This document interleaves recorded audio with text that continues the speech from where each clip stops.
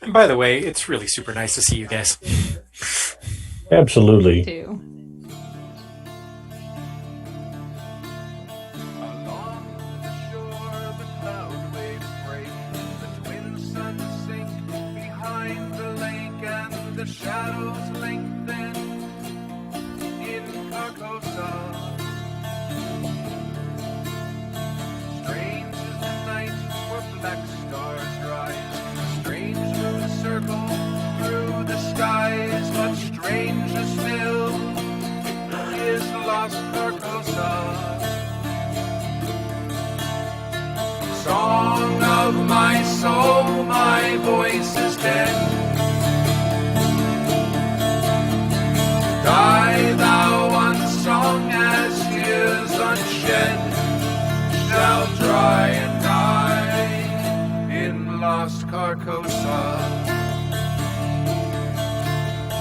Strange is the night where black stars rise, and strange moons circle through the skies, but strange is still. Why, hello, and welcome to session 21, if my memory is correct. Very I don't know what horrifyingly happened, loud, Stu. Like, Am I yeah. horrified? Oh, well, what is this? Why are things so loud? Hold on. That shouldn't be happening. That wasn't like that a moment ago. No, you were fine when you were talking to us. Yeah. Now we can't hear anything. Testing. It's been a while. Yeah.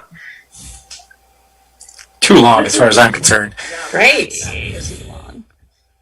And I get to play with Tyler. I'm so excited. Right? That hasn't happened in 10,000 years. It's been 80. Back in the before times. Temporally speaking, this is so odd, we might get attacked by yogurt dogs. You think? Maybe. Let's not. Again. No, that means that my dogs got into the yogurt. And it would be a bad day. Testing. There we go. Testing. You're at normal volume again. I'm at normal volume now? Am I really? Yeah. Yeah. You sound like a human being. Yeah. Wow. It might be different for us than it is for the stream, though. So No, That's I'm looking. true. I was blowing out the stream, too. I wonder what happened. Hello, testing, check. How strange. I'm 1, 2, 3, check 1, 2, check. Well, yeah, now it seems to be okay. That's for weird. those of you who just got here, we're playing Call of Cthulhu. Not just doing mic tests. Yeah, hi again. Session 21. we're Murmurs we're of still People. on the splash screen. Just FYI. Oh, sorry. There we are. Hi. It has been too long. It has been too long. Smooth as butter. Professionals, man. And the game we're playing is Murmurs at the Abyss, session 21, and I'm the keeper. I'm a keeper. Stu. Hi. Players. I'll go first. Okay. I'm Kimi, and I am playing Doris Daniels, Doris the Exploress. And yeah, I haven't looked at this character sheet in a really long time. And yeah, she's just kind of a like adventurer, goes around. She's recently been on book tour because that was really important in the middle of the world ending threat that we were facing. And yeah, now she's hopefully going to somehow come back to San Francisco, evidently, which is where the party is. Is someone have a playback going? I'm hearing the playback. I heard like a double up of Kimi, Yeah. too. I'm muted.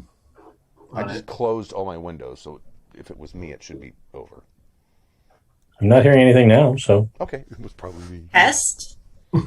Yeah, no. It was used to. Good job, Stu.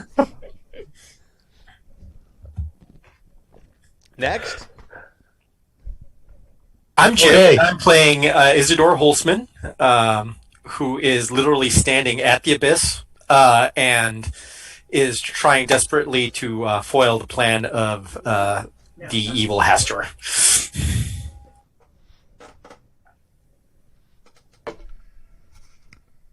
And I'm CADave, and I will be playing Dmitry Andreevich Tupolev, of the someday maybe some other relative of mine, because not my descendant, because I'm not making out of this alive, is going to go on to invent great airplanes for the Russians.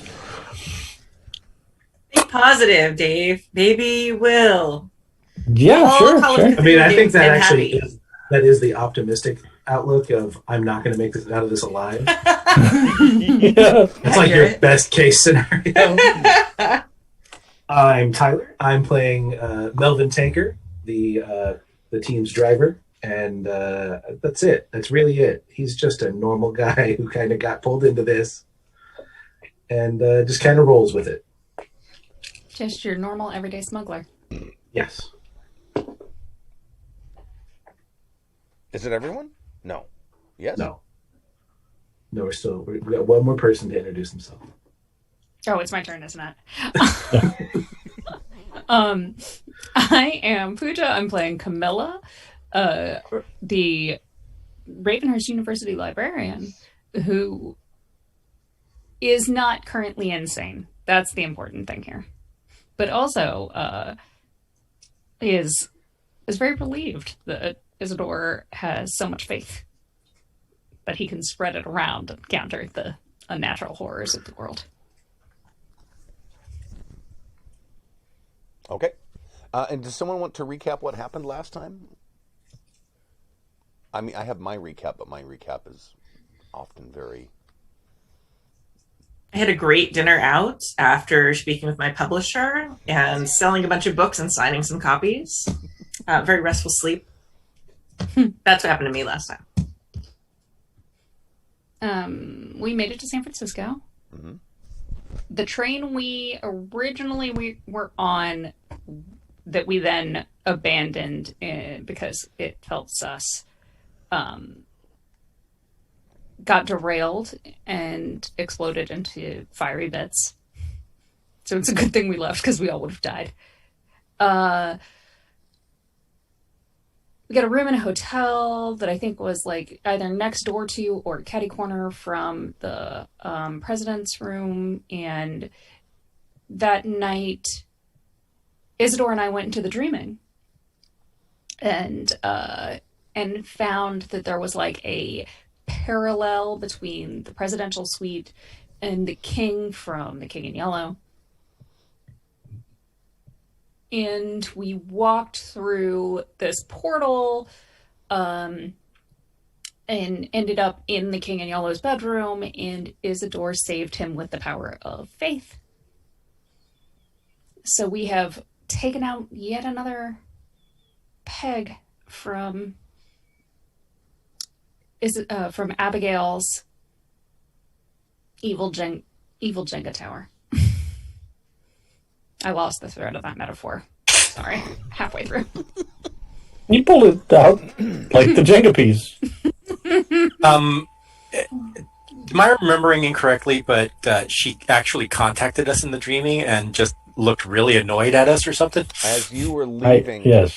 As you were leaving, because I listened to the last 20 minutes of it, as you were leaving, you heard her voice behind you saying something like, "You people are starting to become quite a problem," or something Oh, to that yeah. effect. She's like, "You're such a nuisance." And we were like, bye.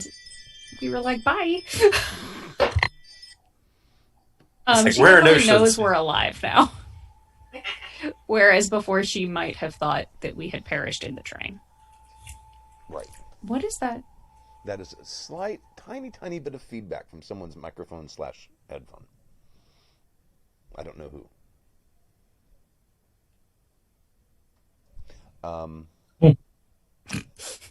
Not me. It was not me that time.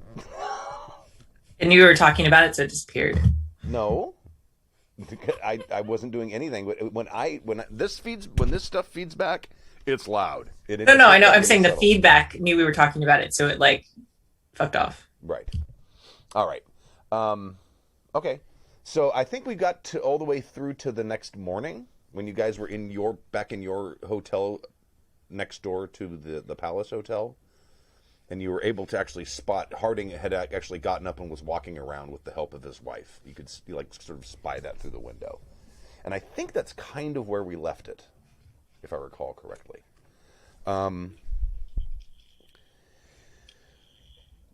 We'll say that still that morning, newspaper deliveries probably to everyone's room. So there's probably the San Francisco Chronicle. I'm sure that was the paper back then. And on the front page, there is a big headline that says, "Dog viciously mauls San Francisco tailor." And it has a story about a Chinese immigrant named Pan Wen. It says Mr. Pan Wen. So his name has probably been westernized and flipped. It says that he was mauled to death, and they were able to, they caught the dog about a half mile away. It was a German Shepherd. And they have it in custody at the San Francisco Pound or Animal Shelter, whatever they would call it in the 1920s.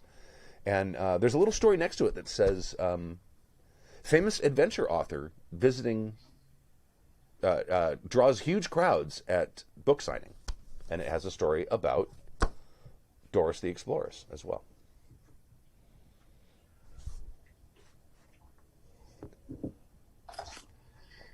Oh my God, Doris is here.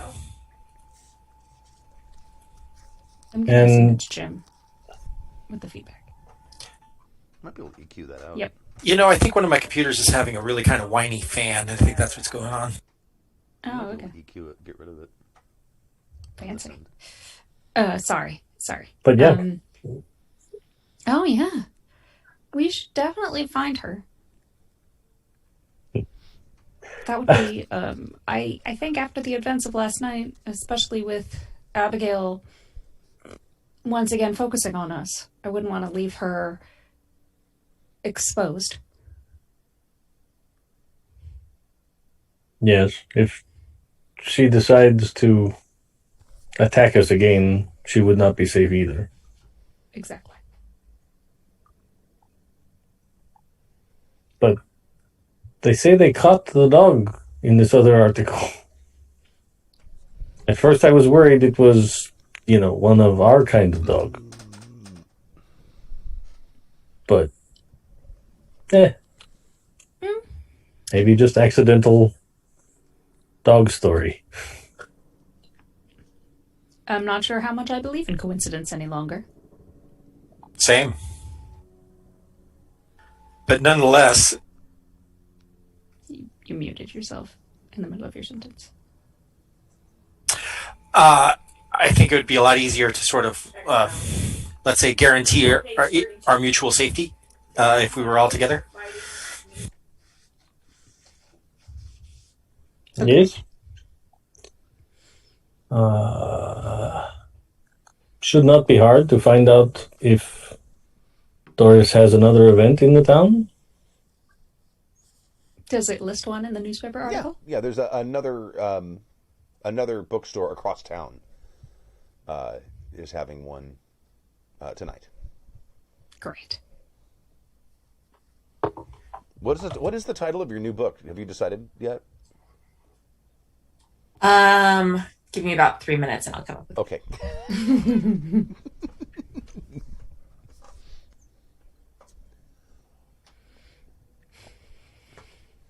It's called Plagued with Uncertainty, and it's about it's the book she kind of started writing when we first were discovering the disease and stuff before we really realized what was behind it, and is what she wrote when she first discovered that new type of bird that she thought was before she realized it was of the old ones and bullshit. Remember she got the skull? The skull, right? Yeah, and she's like, "Look, I've discovered a new species."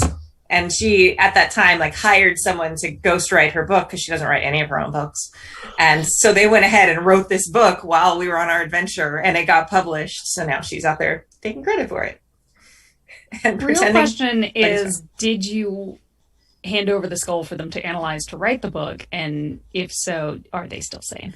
Oh, no. Well, we gave the skull to the people at college, I I believe. think you gave it to someone at Ravenhearse. Yeah, they took it. Yes, like, but he but that Lost guy his killed mind himself. and killed himself. yeah, but I gave my notes to like some like penny per word like writer somewhere who like yeah, they don't even know what they're talking about with my notes, and they're just like typing it. I don't know what I'm talking about with my notes, so they just turn it into book form. Lovecraft or something.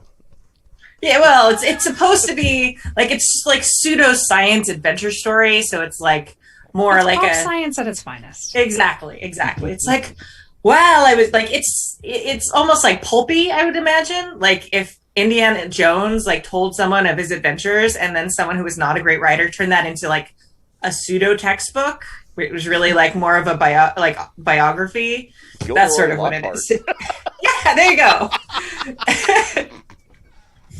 So it's really for the masses to feel like they're learning science, and all real scientists look at it and are like, oh, maybe I can like stir up my table with this. Oh wait, it's too thick.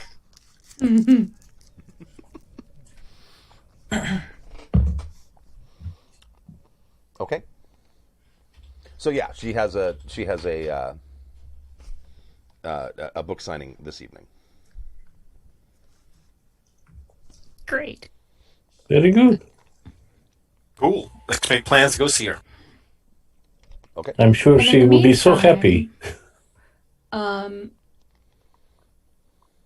I guess I don't actually know what to do here in San Francisco now that we've taken care of Harding's business.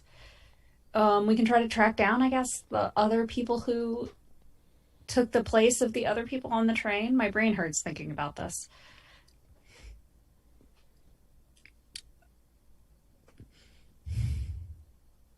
I am also lost as to where to go from here, to be honest.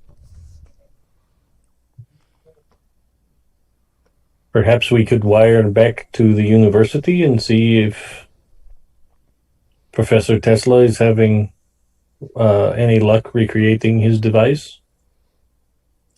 Very good idea, Dimitri. Okay. Excellent. There's probably a telegraph office in the lobby. If not in the lobby here, the adjoining hotel probably has a telegraph office in it.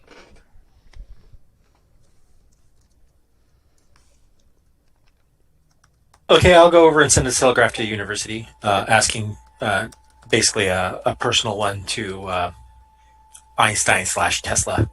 Okay. Just checking on update and progress, and if he needs anything else. Okay.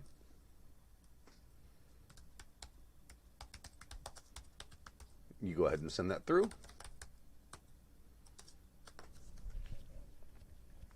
Is there anything else you would like to do while you're awaiting a reply from that?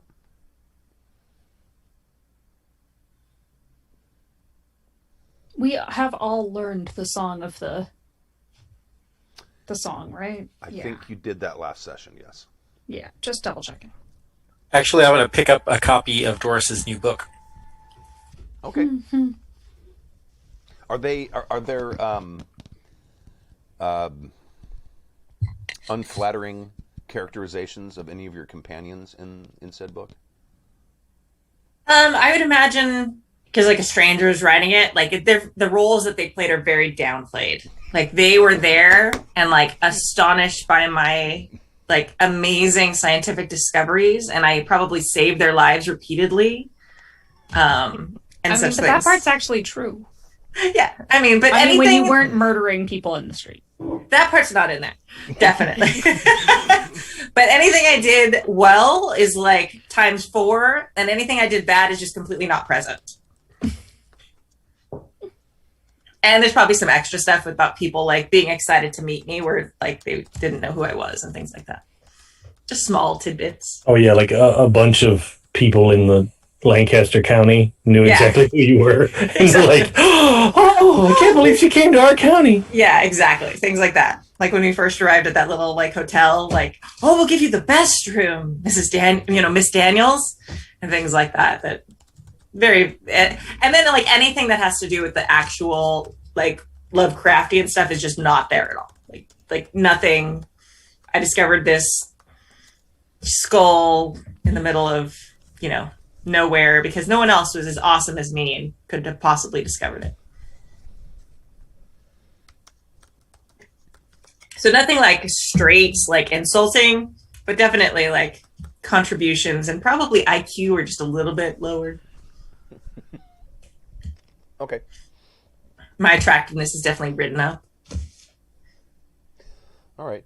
The knock on the door in the hotel. It's a reply from Ravenhearse University. Okay, I read it. Dr. A. Einstein. And it is a reply from Tesla himself.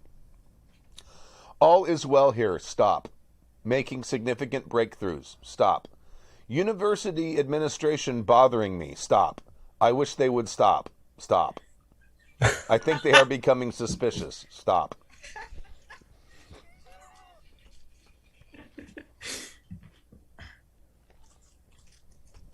Okay, great.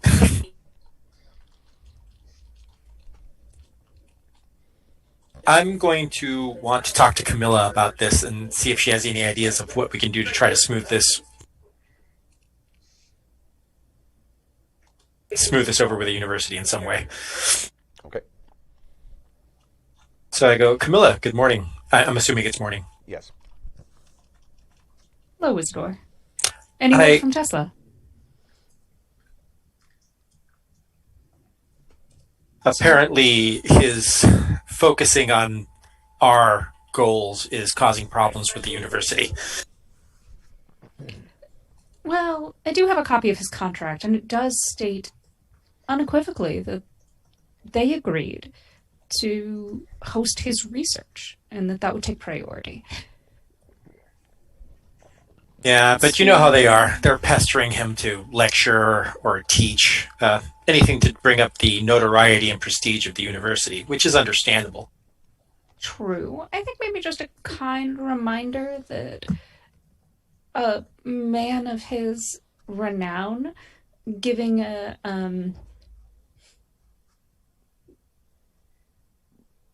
how much more prestige would the university get if, when he accepts his Nobel Prize for the research that he is currently working on, he thanks the university for their grace? Could we just have like a little cool montage of us working on penning a letter together and the wording, sort of we're just like, well, we can say this, and, oh no, this would be better, and we put it together and then send it off. Yeah. Can someone make a writing? Was there a writing skill? What do I got for that? I'm looking. Oh, you know what? The other thing we were supposed to do was, as I was looking at my character sheet, was roll to clear the check marks on our stats. Oh, to do your upgrades. Yeah, everyone, go ahead and do that real quick. If you have check marks, you have to roll over it, and if you succeed, you get a D. Oh, let me check. Is it a D10? I think it is. Yeah, I'm pretty sure it's a D10. I think I wrote out. Did I?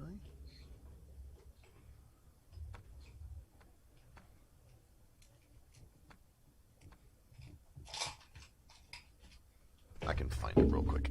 Been a long time. But yeah, everyone needs to make a percentile roll of this. Every skill they have a check mark, and it needs to be above, not below.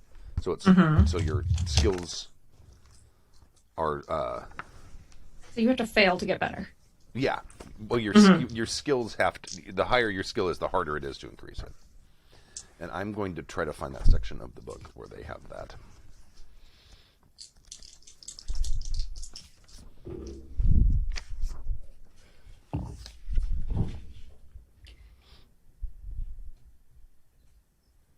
Wow, I am a very fighty character. I kind of spaced on how fighty I was.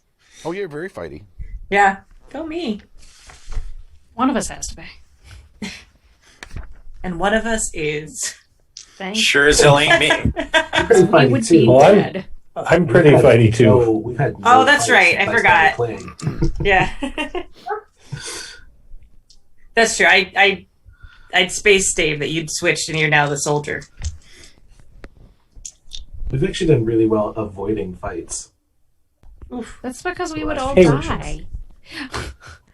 The best thing I can do is throw a lantern at the broadside of a barn. Yeah. So Or like push a cart into someone. If you're a canine, you're in trouble with me, that's for sure. yeah, you add a D10 to your skill level if you roll higher than your skill level for any checkmarked skills. Yeah. And at what point do we start to like regain sanity or something because our skills are so good? We're going to do that too right now, since you guys just had such a significant victory against the forces of insanity and evil. No, I meant like there's a certain point where if you get a skill up high enough, then you get some kind of bonus. At 90%, you add 2d6 to your sanity once a skill reaches 90%. Nice. Yeah, I got my occult up there, and I got... So every skill with a check mark we roll. Mm-hmm. Yeah, every skill with a check mark you roll, and you want to roll higher. Okay. So for That is 3. probably going to be the only one I succeed at. Yeah, there we go. And I rolled a 1 to add to it, to my driving. Yeah. And if you have any check Insanity marks on dice. skills where your skill level is over, well, a roll of a 95 automatically increases the skill, regardless of the skill level. And what how much sanity do you get back from getting to 90 or above? 2d6. 0. Because Camilla's library use just went to ridiculous levels. They've gone. She went full plaid. As have I with stealth. Nice. Oh yeah. I'm not going crazy today, guys. Hell yeah! 9 more points of sanity. Can your sanity go higher than the starting number? I think. Look, it's been a long time. Sanity. You have a max san, and that is 99 minus your mythos skill. It can never go higher than that. Okay, well, I have none of that. So, 99. Your 99 is your max sanity. That's not true. I have a little bit, but it's not. I'm not anywhere near that level of sane. Okay.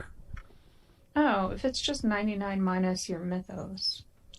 I just didn't know if it could go over, like, the number we started at, sanity-wise. It can move around. So Okay. it says maximum sanity is 99 minus mythos skill. So that tells me that whatever you originally rolled to get your sanity, it can go higher than that. Cool. Dig it. Otherwise, they would say, whatever you rolled is what you are stuck with. Yeah. Just like that, in that voice. They would I use got that boosts voice. to all my highest skills, and all my lowest skills I rolled under. It's the stupidest thing ever. Hey, take it. Take the hard ones when you can get them. My drive at 80, yeah, no problem. Rolled 88. Fast talk at 40, I rolled a 13. Oh, I finally got my spot hidden up. I've literally never been able to. Like, I've successfully made a spot hidden roll many times in this campaign, and I have never been able to actually increase it until now. And I barely got to at that. And we're going to go ahead and do the whole development phase, not just the skills. Okay. Okay. So you gain sanity points through spending time with an aspect of your own backstory. I mean, I certainly just kind of tell me what that might be, and it doesn't say how much you gain. Oh, 167. I'll look real quick. Maybe it'll tell me. Can that part for me be spending time talking to Isidore about the old country? Oh, sure. Yeah, that would work. And Isidore, I think, definitely has that automatically. You gain 1d6. Yeah, I'm pretty sure that relying on my rabbinical background and having that kind of success would definitely be something that would affect him that way. Absolutely. I am going to spend some time writing, penning an eloquent letter to Desdemona, Okay. our errant assistant gunslinger Okay. from the very beginning of this campaign. And wondering when she might visit the United States.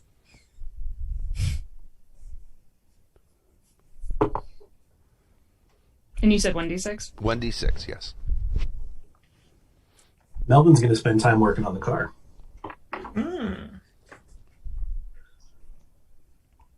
Nos. Well, I heard about this new thing. They're called seatbelts. I think they'll slow us down, though. So They're Scandinavian. Don't trust it. Not as aerodynamic. I'm almost back to 50. if we get in a crash, you don't want to be strapped in. You want to be thrown clear of the vehicle. Exactly. Otherwise, your body takes all of that shock. What if a car catches on fire? I think Doris is going It's a Model to... T. It's mostly wood, so it probably would be a pretty terrible place to be on fire. It's true. I think Doris is going to just like be just cleaning. I think she still had her gun. Or did she lose her gun? Well, you lost most of the guns that you had there. Yeah. Because you guys had to abandon your hotel room. Yeah. But I there's think just you had you got something new with guns. you, though. You had something with you. Yeah, well, I had my father's gun that I don't know if I'd managed to grab one, I would have grabbed that because that's like my memento of him from like. And you gave that to Nurse Gale, the only non-evil That's right. Gale in this campaign. That's true. Okay, that's right. So I don't have that. But you got it back from her when we sent her to the sleep doctor. You're right. Which Yeah. may Who have turned been a out to be problem. Yeah. The evil sleep doctor. That was a bad choice on our parts. But I got my gun He back. seemed so nice. I know. Oh, And it's he a has clever our cover. dog. Yeah. And he's been nice to the dog. It's hard for me to believe that he's evil when he's taken such good care of our mop dog. Yeah. Oh, Derlith. Yeah, Derlith. Yeah, so I think just cleaning my dad's gun, like in between stops on my tour, kind of having it with me in my bag, that sort of thing. Plus the fact that you've been on tour in and of itself. Probably. That's true. Yeah, away from all this. It's been enough to Sucking give up me the adoration. Yes. 1 point of sanity worth. Yay. Sounds like you rolled like me. Yeah, I rolled a 1. Okay.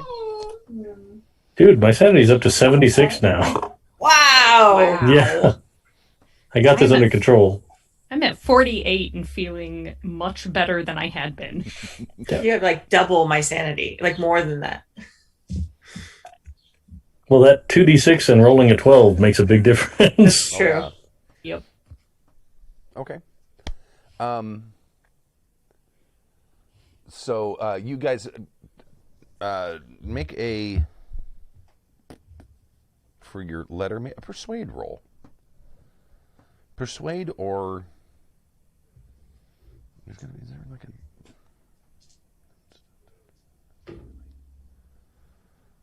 Fast talk? one or the other, whichever's higher. And since you're both doing it, whoever rolls can add a bonus die, which is a tens die, in case you don't remember. I rolled a 51 under 72 for persuade. Okay, all right. So you guys pen a letter, probably a telegram, I would imagine, to the administration, or is this an actual letter? You know what? I think it would be a letter just because we want to be kind of wordy about it. Okay. But we'll send it, Express. Right. yeah, like alien. We haven't met up with Doris again to get back on the rich dole. Oh, that's I'm your sugar mama. Okay, so you send that letter off. And And we'll also send a telegram to Tesla. Be like, just stand fast. We're taking care of it. okay.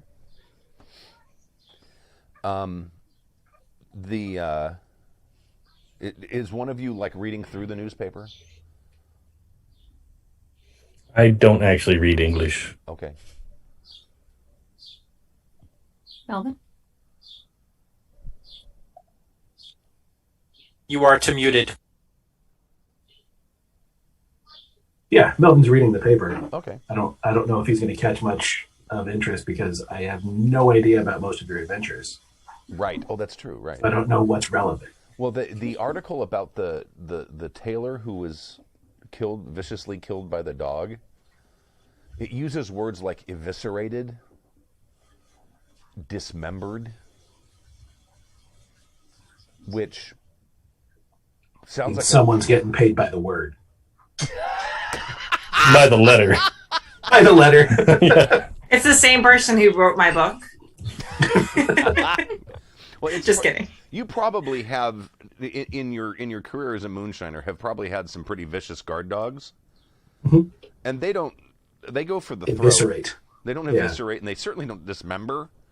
That sounds more like a tiger or some sort of extremely large predator, not necessarily a dog. I will point that out to the group. Okay.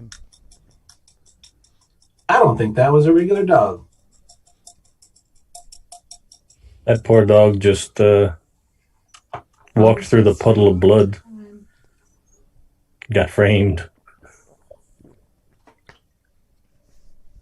If this could be an attack by one of those things, maybe we should look into it. Well, they said the dog's at the pound. I'll probably go look at it. I don't know that the dog itself would be helpful if they caught a random German Shepherd to blame for this. I mean, saving the dog is a noble pursuit. I was thinking more look into the victim and see what he was up to. The hounds do not attack random people. No.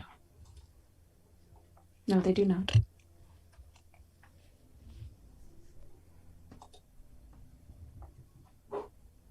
Does the article say where this guy was attacked and all that information? Yeah, he was attacked in his home, which is above his tailor shop, and it gives the address on the block of What's-It Street, the 1600 block of Main Street.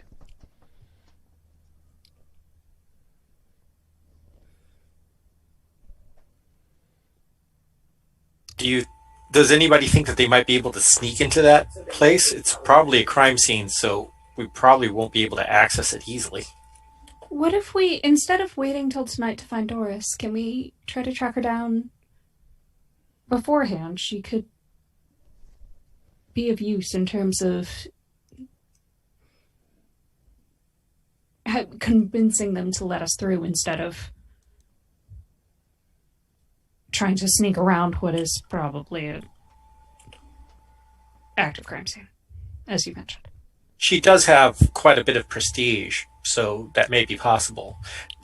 Stu, do we have any contact information for her publisher? Yeah, at the bottom of the article it says that it has the name of her publisher, and then she's represented locally by the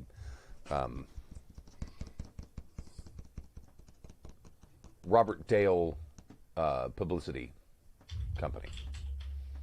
Then I'm going to call the operator, see if I can get a number for the Robert Dale company, and see if I can get through and find out if where Doris is at. Robert Dale Promotions, how can I help you? Good afternoon. My name is Dr. Holtzman. I'm an associate of Ms. Daniels.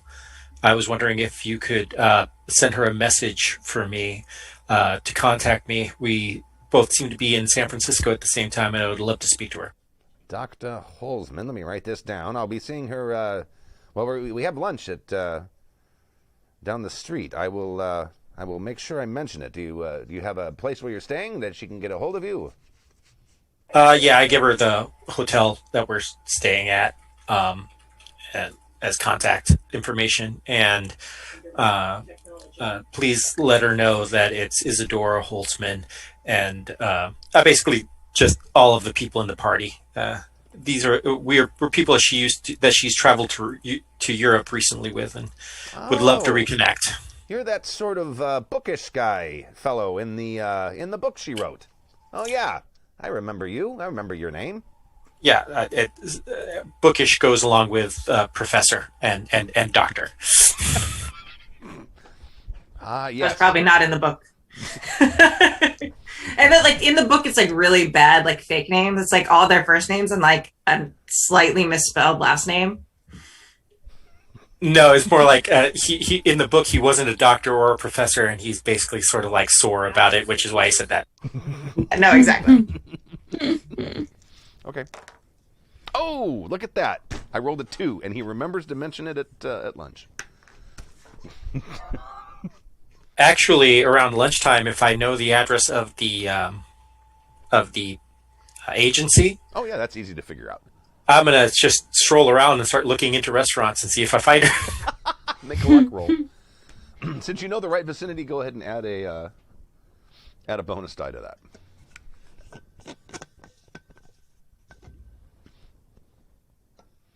I wonder what the side effects of drinking so much throat coat tea is going to be. Because this is my 6th cup.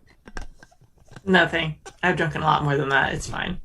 Yeah, really, it's not that It big. just greases you up stem to stern. Yeah, I rolled a 0-1 on that, man, Oh, holy shit! Okay. Oh, and that's without rolling the bonus die.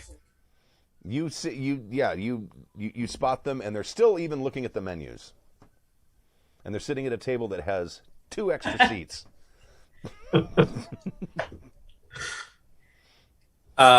Would anybody go with me on that? Yeah. You ask people to go with you? Well, I simply state what my intention is and ask if anybody wants to join. Well, I think it would be better if a more well-spoken person than I went. All right, I'll go. Yeah. Right, yeah, I'll definitely take Camilla with me. Send It's Camilla. definitely a better together kind of. We've established that we're better together. 'Tis true, we make an excellent team. So yeah, I says, "Are you hungry for lunch?" I have an idea of where to find Doris. Oh, that sounds delightful. We'll make it a date then.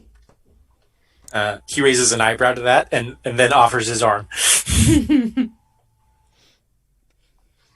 Okay. But yeah, just stroll in like we're about to have lunch and then go, "Oh my dear goodness, if it isn't Doris." Mila, it's Celador. What a delightful surprise. What are you doing in San Francisco? What are you doing in San Francisco? She suddenly is like very pleasant, and then she suddenly realizes why you're probably here and starts to panic. We managed to take care of some business earlier on, but there seems to be some more. But we read the paper and noticed that you were also in San Francisco, and we're anxious to reacquaint ourselves. More business. Let me in excuse San myself real Francisco. quick. Go ahead and get reacquainted, and if you need to get rid of your publicist, he will easily walk away because he would find this conversation exceedingly boring. Okay, cool. More business in San Francisco, like our previous business. Yes, very Yes. much like our previous business. A little too much like our previous business. Oh no. But we have, for the moment, taken care of what we think was the bulk of it. However, Oh, good. um, So you're leaving? there is a little matter that we saw in the paper this morning. Oh, well. She kind of Next to- nervously looks at the publicist and back at you. It was mentioned, sidelined by your own announcement, of course. Yes, I was very pleased with the prominent placement of it. But if we could just, I'm sure I don't want to bore your companion.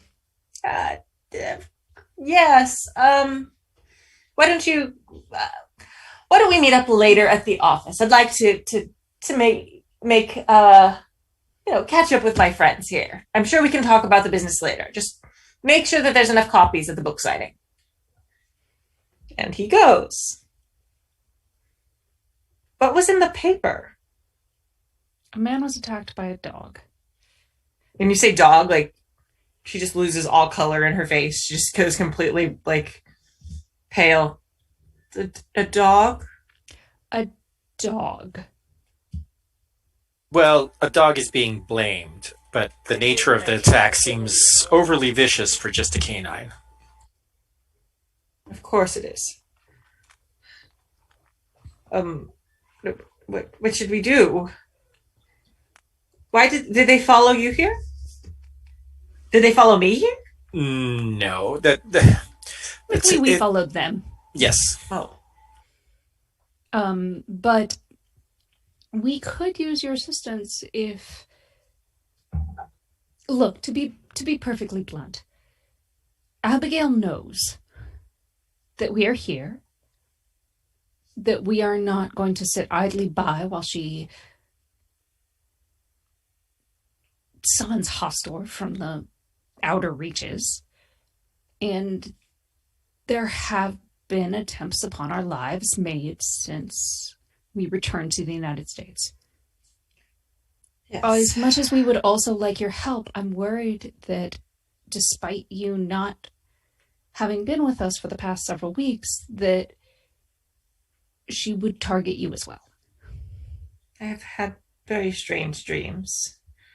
I don't know if it's connected in any way or just my mind trying to comprehend what we went through.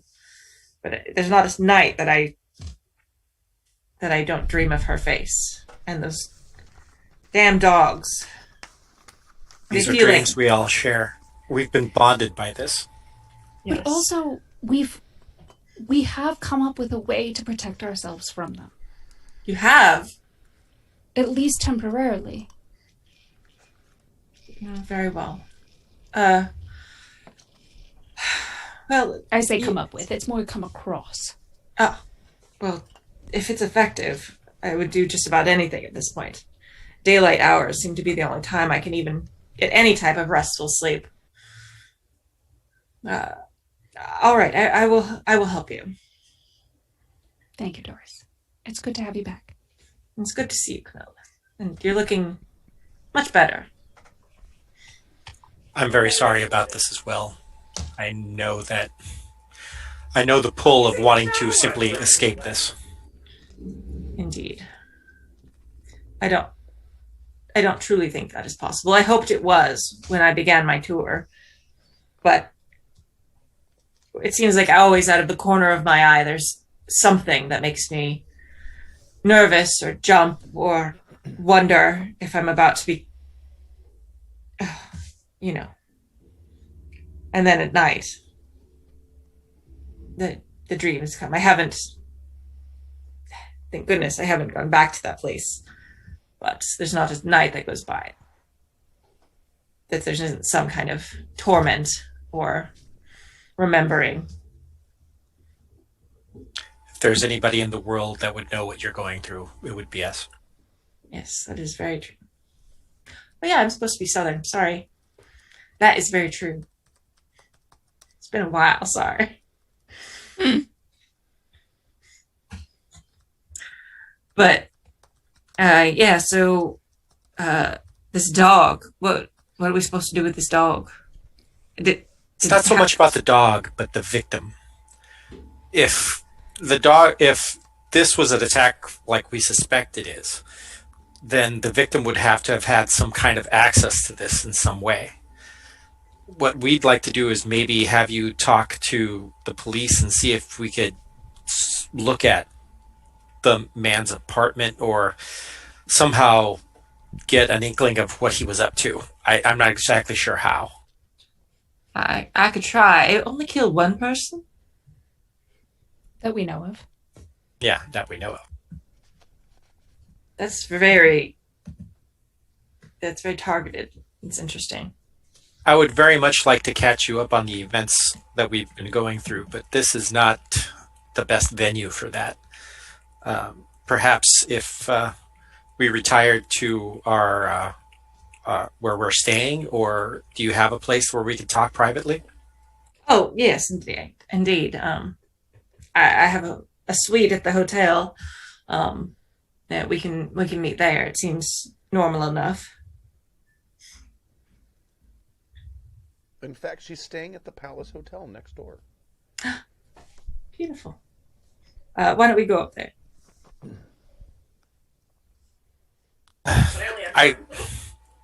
Let's actually have a little bit of lunch and pretend that the world is normal for a second and retain our sanity before we dive into this.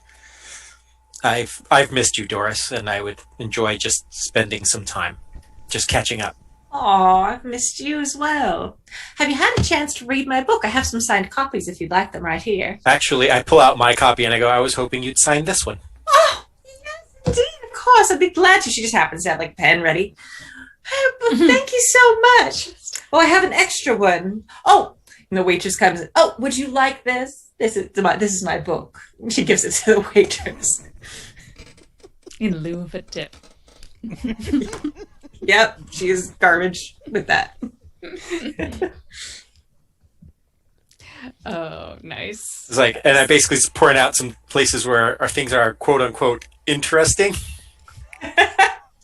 Oh, yes. And just talk about some things, and then I totally understand that you're the main protagonist of the story, and I bear no ill will, of course. But Well, it's not so much a story as it is a scientific textbook. You see. blank look, of course. So yeah, we order lunch, and I will pay for their lunches. That's very sweet. But no, the thing is, he found it really important to just have a personal moment and just like sit down and be human beings, because it's kind of important for us to. I found that it is important for the retention of one's sanity to actually have the stability of friends and reach out to each other, and just sort of talk mildly about some of the difficulties he's had, dealing and coping, and some of the things that he's been trying to do to deal with that and stuff, and just sort of like opens up a little bit in a way that he hasn't really done so too much in the past because we've been so busy with all of this. But it's something that he feels is important. Yeah, good call. And they have great food here, so. Okay. They have brisket. Mm-hmm. So you guys brisket. have a nice leisurely lunch.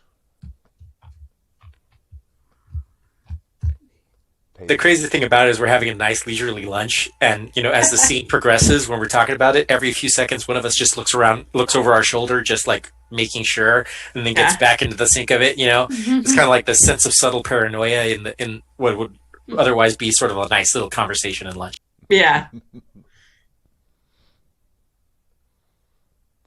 And I assume after we have our nice lunch, we go. Should we get Dimitri, or should we go straight up and maybe ring him so that he can come meet with us? Yes, we have Dimitri and Melvin. I believe you will like Melvin. Oh, Melvin. Yeah, he is a fellow countryman of yours, and why don't you go on to the palace? And no, I believe he's more of the northeastern variety. Oh, he's out west. Very good. Is he also a sharpshooter and cowboy, as it were? We have found him to be very useful and an excellent driver, and has taken charge of our transportation as of late. That's He's great. quite adventurous. I think you should He share that. deals in moving slightly illicit goods around. Oh, I see. He's a smuggler of types. That's a harsh term, but yes. Why don't you guys go to why don't you two ladies go ahead and go to the Palace Hotel and make yourselves comfortable? I'll fetch the rest of the group and bring them. Very good. That sounds fantastic. Okay. So you all leave, and you go fetch the rest of the group, and you go meet at Doris's suite. Is that where you're going? Yeah. Okay. Yerp. Okay. And you were all at Doris's suite. But let's say by this time it's probably, you probably had a leisurely lunch, 3:30 or so in the afternoon.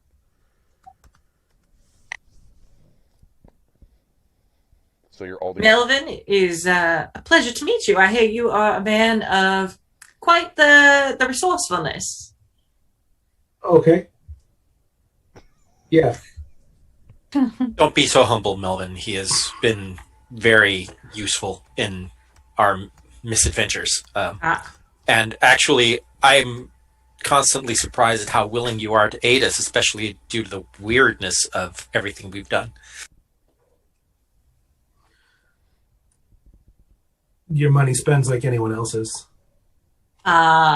She suddenly, like, this understanding appears on Doris and says, "Yeah, okay. Well, we are appreciative of your abilities and talents." He is a very good driver. I'm sure.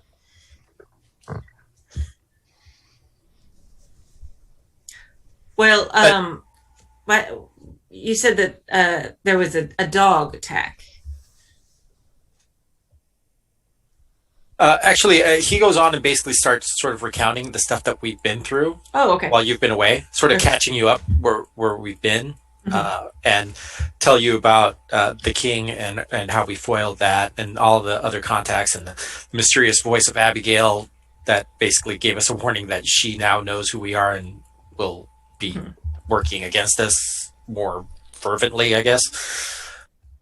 She starts You know. pouring whiskey and passing around little whiskey glasses while you're describing this. Pours double for herself. And basically after telling that story, and what we feel is that one of those dog beasts is responsible for this attack, and if it is obvious that the victim had something to do with time and whatever its design that the creature is been created to defend. Yes. I hate those creatures.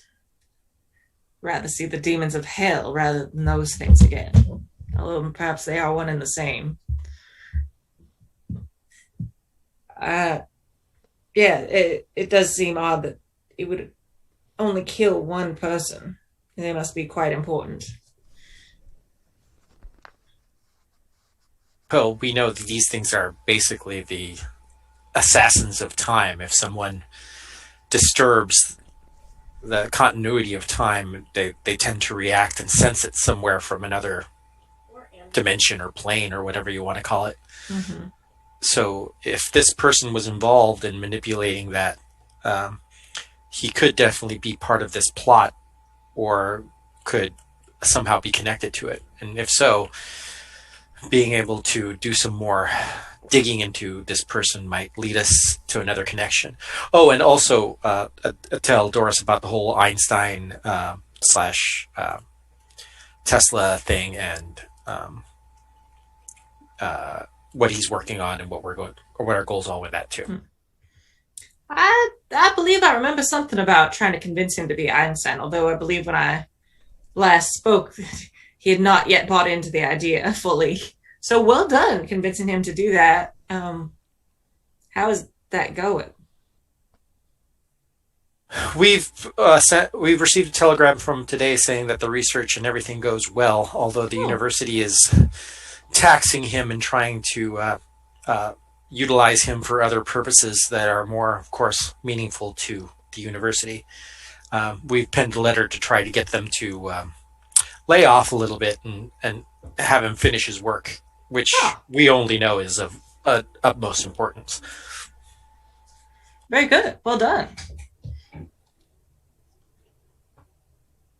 So you think that our next steps will be to approach the police and ask them if we can somehow get into this crime scene to learn more about this individual that was killed? Well, our main weapon this entire time has been creativity and their ability to harness resources that we otherwise wouldn't have available to us. So we thought if you could use your prestige to somehow convince the police to allow us to examine this, is the only thing we could think of. But as to the particulars, I don't know. I'm not accustomed to deception. Well, you could have fooled me. She says that like very like, aren't you cute? Like, of course not. Like, No, he doesn't take it as an insult. He just okay, yeah, she didn't. I said it, and I was like, no, she's not. Like, it was like a joke, like kindly. Well, then let's perhaps make our way there. I do have a book signing this evening. Of course, this is more important. I do not want. Let's just say that there is still a possibility that your involvement in this may not be as well seen as possible as perhaps ours. So I think it's probably prudent for you to keep to your schedule and do the things that you're going to do in order to not raise suspicion as to your involvement. Well, that would be my first choice, but as I think we all know, if you want to make God laugh, tell him your plans. Plus, things tend to go a bit sideways when all of this is involved. But I did tell my publisher to have extra copies, so perhaps we can make it a bit of a priority. Let's then go ahead down to the crime scene, perhaps? Absolutely. Let's not tarry. Okay. So you guys head down to Main Street to Wen's. What did I give it a name? I know I gave it a name. It's funny, like, thinking about the Model Ts, like, even being able to be driven around San Francisco with those hills. Because I know I've had cars that, like, struggled to get up those hills in my lifetime. Like, they weren't expensive cars, but or you like, we had to get out and, like, I went to San Francisco one time with my friends. We all had to get out and, like, push. Because there's too many. in Long Beach, they used to have. I can't remember what street it is. There's a street that goes up Signal Hill, and it is super steep. If you're in even in like a modern day car, you have to kick the automatic transmission down. Yeah, it's cherry. Yeah. Is it cherry? Yeah, it's cherry as you're going up. And they used to, when I was a kid, they used to have this thing called the Model T Derby, where they had all of these old cars, and everyone would come and gather, and there was like food stands and ice cream and stuff, and they would have it was a Model T owners club, and they parked all the cars on the dirt by the side of the road, so you can go and look at all the cars and let the kids sit in them and honk the horn and stuff. And then they had a competition to see which of those cars could get up to the top of that hill. And I remember that we went a couple years in a row, and on one of the years they had, I don't know if it was technically a Model T, but it looked like one of the old paddy wagons, the old police wagon, and they had a guy in horizontal stripes, like a prison uniform, sitting in the back because it had the bars on the windows and everything. And then the guy driving it was dressed as an old 1920s cop. And they would start to go up the hill, and most of the cars could not make it up the hill. They would make it about 3/4 of the way up, and they would stop and have to sort of do like a back turn and come back down. But the paddy wagon got about halfway up, and the prisoner got out and helped push the car the rest of the way up the hill. I distinctly remember that from my childhood. So the most unrealistic thing in our entire game is that the Model T that we're driving goes around San Francisco, no problem. Oh, right. It is a souped-up smuggler one. Yeah. That's true. It's probably got some of them had V12s or something. I don't know. It's the equivalent of the Hemi. Yeah. And it probably wouldn't be that uncommon for passengers in the car to get out and walk, so the car could make it up easier. Mm-hmm. And it's not like they would have to catch up to the car. True. By the time they got to the top of the hill. Right, you guys can probably top of the hill, and I'll just meet you there. Okay, that's good. I mean, the stock Model T engine was 20 horsepower. Yeah. You could do it. Yeah, when you're used to a wagon with two. Yeah. Yeah, I mean, the horses could definitely make it up the hill, though. All right, so we go to the crime scene. Okay, and it's this is like a small shop where there's a tailor shop below. It looks like it's primarily men's clothing, suits, mostly, reasonably high end, and there you can see that there's lights on inside, and it's still business hours. What? By the way, what day of the week is it? According to my calculation, we're in July 31st. Let me just double check. Oh man. I'll look. July 31, 18, 23. Tuesday. Okay, yep. There's lights on inside. You can also see there's lights on the apartment upstairs, but there is a sign on the door that says closed. Are there any like police officers around, like guarding the crime scene or anything? No. Okay. Open and shut case. Okay. Yeah. Well, it seems that my services may not be required in this. Let me see if I Possibly, can- but there are people inside, and Yes. fame does have a way of greasing the wheels, as it were. Indeed. So I go, well, here goes nothing. So I'm going to go and knock on the door. Okay. And you can see an Asian woman kind of way in the back, like with a mop, kind of looking. And she goes, "We're closed." Yes, we're a group of investigators, and we think that something odd might have happened with the incident that happened here with the she like very pointedly like says it like in a way that tells like it's not true. The dog.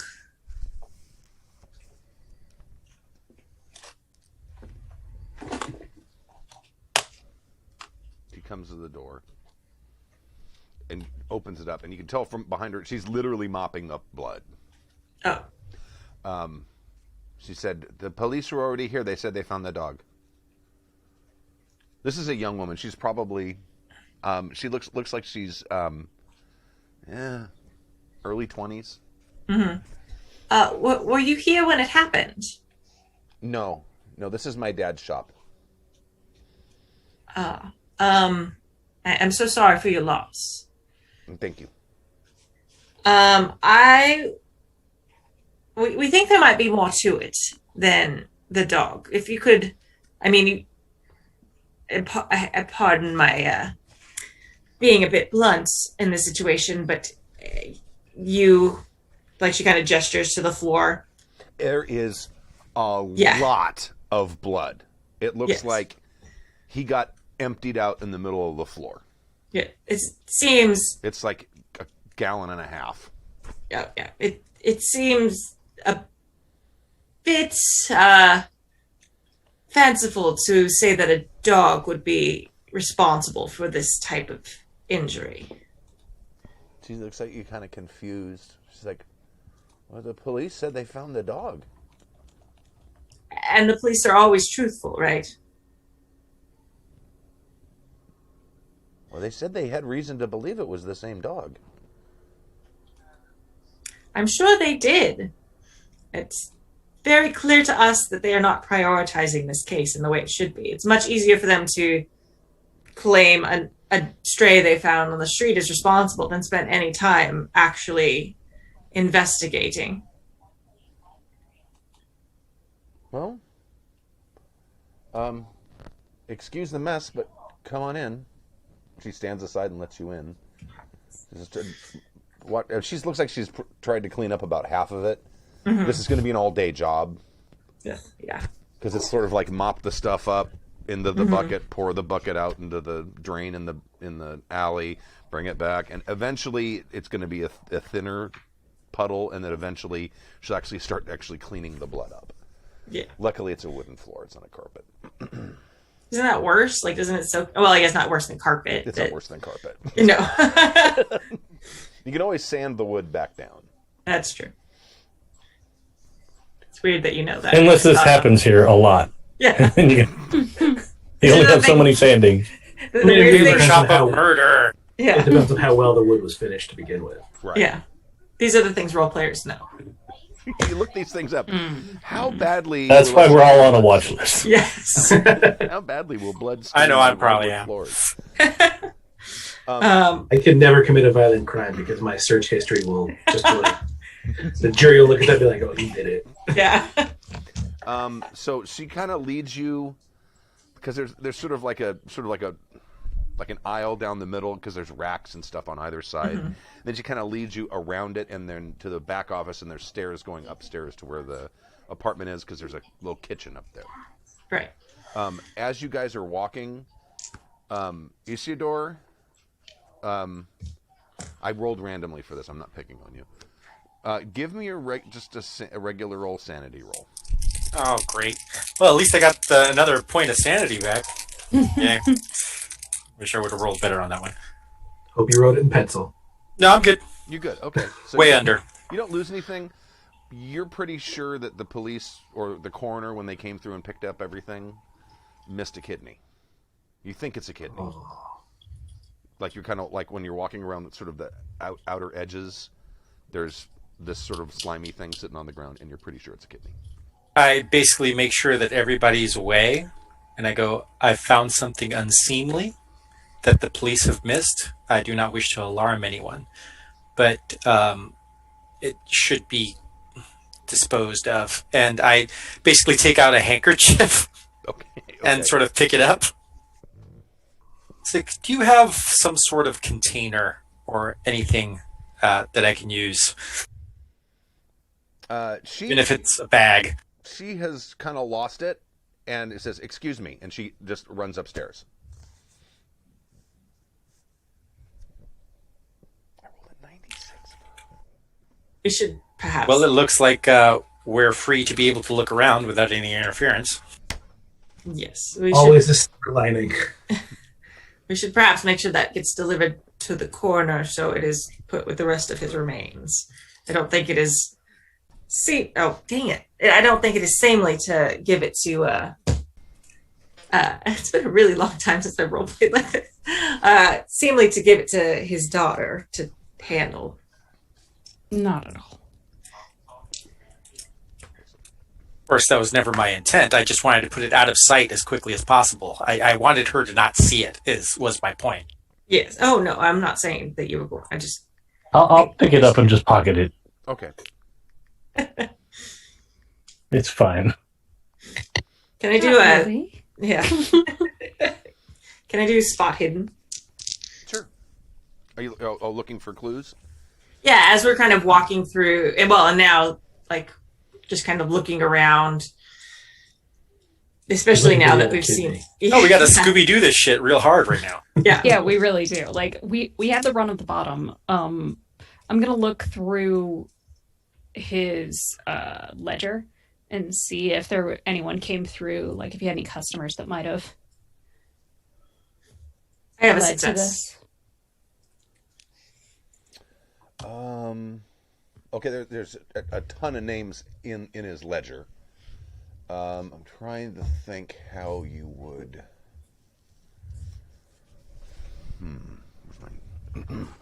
Let's How did the dog get in? I mean, if it's a yogurt dog, then the same way it gets in everywhere, which would be however it wants to. Yes, walls mean nothing to those fiends. Make a luck roll. Who? No, not. This is Camilla. Not luck. No, there's actually a thing for this. I'm using luck too much. You make an int roll. Okay.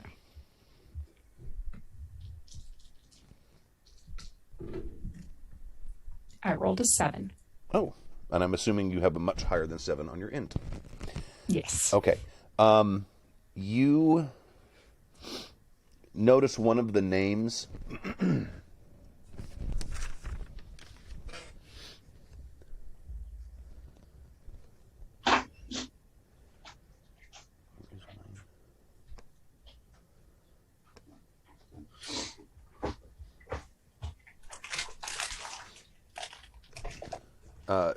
Bernard Ryan, and you just happened to have noticed when you guys walked up the street that he owns a used bookstore across the street. Oh, there's a bookstore across the street called Ryan's Used Books.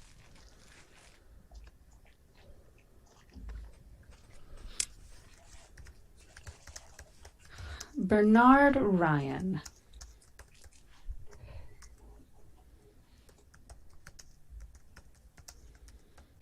Was that bookstore open? Yes. It's like across the street and down a few.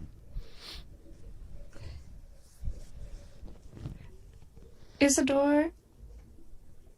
He's Emma. It seems like it would make sense for us to, I mean, some of us could stay here if there are any other clues, if there is anything, any other connection that might have brought the dog to this place. But possibly Isidore and I should go and pay a visit to the bookstore. Okay. So you guys excuse yourselves. Doris, go ahead and make your spot hidden. Oh, I got a 40 out of and 51. Okay. There is a blood stain. The blood is... There's not blood splatters. Like someone got a main artery cut. Mm-hmm. But you do notice that up in the sort of back left corner of the main store, there is a blood stain on, like, right up near the corner. And it's just a tiny little, just a little drop of blood that's kind of run down maybe 5 or 6 inches and dried. Interesting. I'm going to point that out to the group. When you get a little closer to it, you can see that it looks like it is like almost like a cloved hoof.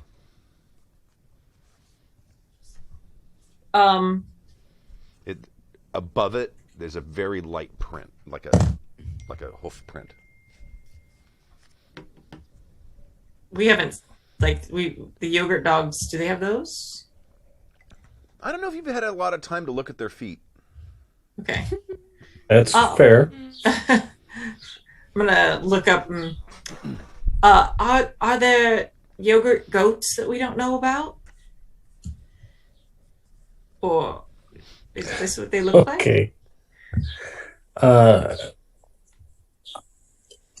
I think I'd relay that I had the misgivings about the spot on the ceiling that burned me once.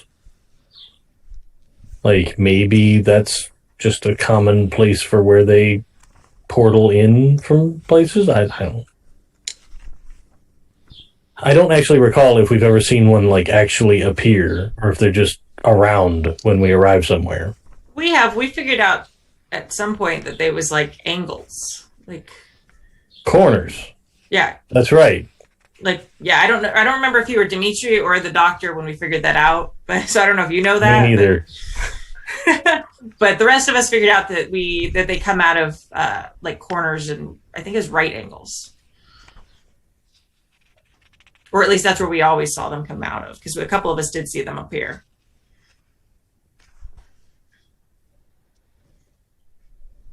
And so, that's where I know Dimitri was the one that had the something in the corner watching me, and I reached up and tried to touch it, and it burnt my hand. Got it. So, well, perhaps hounds are not as accurate a term as we suspected if they have hooves. Maybe hound is more of their job description than their breed. Indeed. This is not a godly or natural creature. It is obviously some form of abomination. It could take any form. It most likely is. Well, we should continue searching for some sign of what he did that made him a target for these beasts. Well, you guys are far more adept at the practical and physical.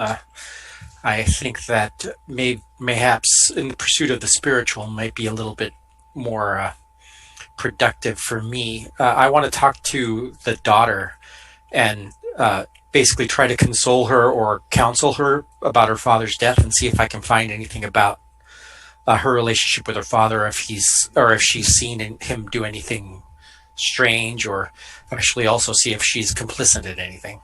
Okay. So you head upstairs. Yeah, I knock gently on the door. Okay. You hear she's come in. And I go, I am very sorry. This is the fact that they left you to clean this up on your own is, frankly, it lacks humanity. And I'm very sorry for your loss. I am a religious man, a man of cloth, so to speak. And looking around, are there any kind of religious icons about or anything like that in the room?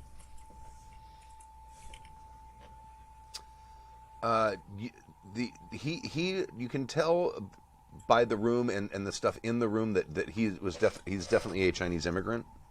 Mm-hmm. I don't know if they would have like iconographs or anything like that. There probably is something. I haven't figured out what religion he is. Hold on. There's no religion skill per se, but can I roll occult to see if there's any signs of any kind of faith-based thing? Sure, yeah. Sure, not a problem. Okay. Well, yes. There's let's say that there's a small the little Buddhist thing. Okay, cool. I made my occult roll by 20. Is there any chance that I know a little bit about Buddhism or anything like that? Sure. I basically sort of note, and I say, I can see by, and I just point at something, that your father was Buddhist. Mm-hmm. Yes. Well, I've read some of those texts, and from what I know is that the Buddha stated that life is pain. And I am certain that is something that you are very well acquainted to now. And I know that I'm a stranger, and I know that, but I also can see that there's no one else about to help you with this. I'm available to talk if you like to talk, or even if you just like to just cry. I have a shoulder you can cry on. No, my mother's on her way here. She will help me and help me with this. But I appreciate it. Thank you. It's no problem. She seems at this a little like she's sort of steeled herself and seems far more stoic now than she was prior. I have seen many horrible things. I am from a war-torn land, and my family was also taken from me, and there was nothing I could do. So I understand what this is like, and I understand wanting to remain strong for others and how difficult it is to simply feel things. But I also know that those things can sit inside us and cause us great harm in the future, and it's much better to release those things and seek to understand them and how they affect you. I believe in a God, and my God is a God of love and a God of peace. And I know that it's difficult to believe now, but God loves you and wants you to be happy, even though sometimes things get taken from you that make you feel incomplete. But in denying the love that you had for your father to try to quell some of that pain, you're denying the beauty that he granted you. And that is a disservice to the memory of a man. Can you tell me more about him? Maybe some happy times, or how he's, anything. Telling stories about your loved ones sometimes helps. Well, my father was very strict. And he was rather disappointed that I did not want to go into the family business, that I wanted to go to school, to university. And since then, we have not really spoken much, to be quite honest. I basically go and I pull out one of my business cards, and I basically write a number on the back of it, and I go, so your goals are university? Yes. To study what?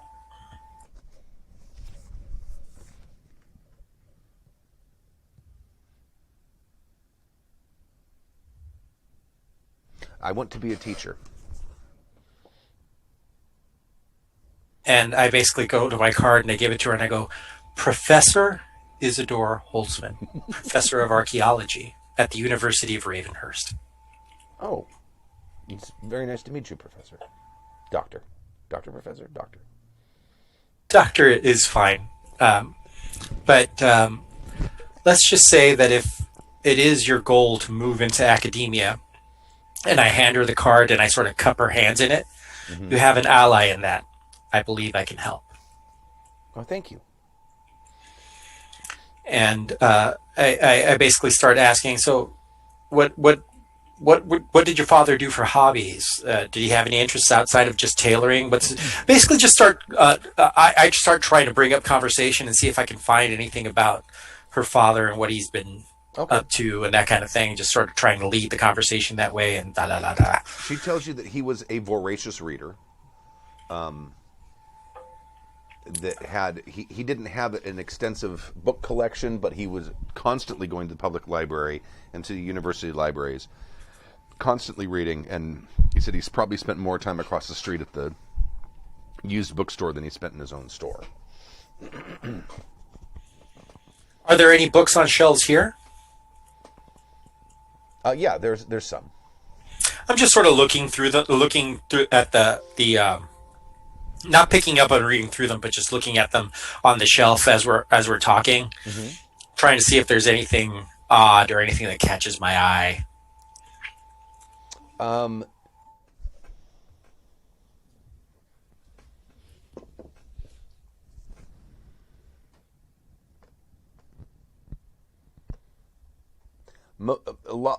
There's a lot of the books he's got here. There's probably only like 15 or 20 books total. A lot of it is history books. He has some books on Chinese history, and he has some books on American history and like history of the Western world, stuff like that. Just sort of, and a couple of world history books, things like that. And he hold on one second. Find it.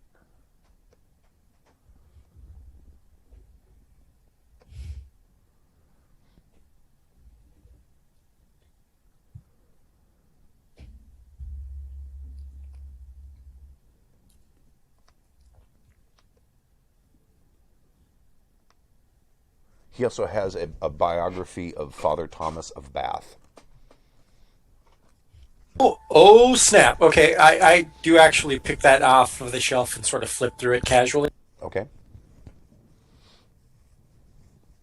But I'm basically looking for symbology and sort of skimming through it a little bit as we're talking. Check and see if it has if it came from Ryan's bookstore down the street.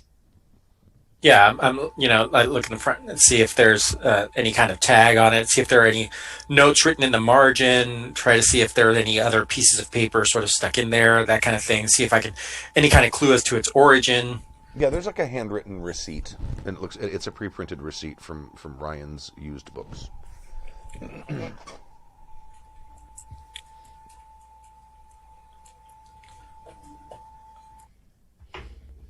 Okay, cool. I don't keep it. I put it back, and but once it looks like we're done talking, and actually, I genuinely do want to see her feel a little better, and I'm trying to provide whatever encouragement or support I can. And actually, as a rabbi, this is sort of my gig, so I do spend some time with her, concerned about her. But I basically make a note of that book and where it was purchased, and then when that's done, go back downstairs and relay it to the rest of the group. Okay, well, she goes downstairs with you because her main concern is she wants to get the mess cleaned up before her mother gets here. I pick up a mop and help. Okay.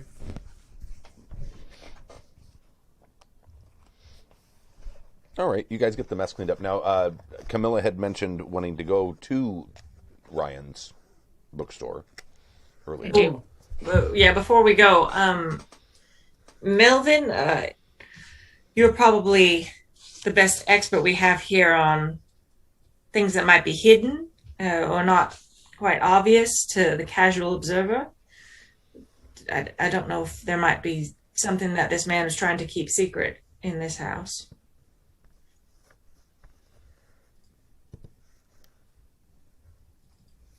I can take a look around. Sorry to put you on the spot. I don't know if you have any skills that relate to your smuggling, but I do. stands to reason. I have Okay. I have a pretty good spot hidden. Okay, there you go. Yeah, I'm just gonna. I'll be looking around for. Are you looking around in the store? Or are you looking around upstairs?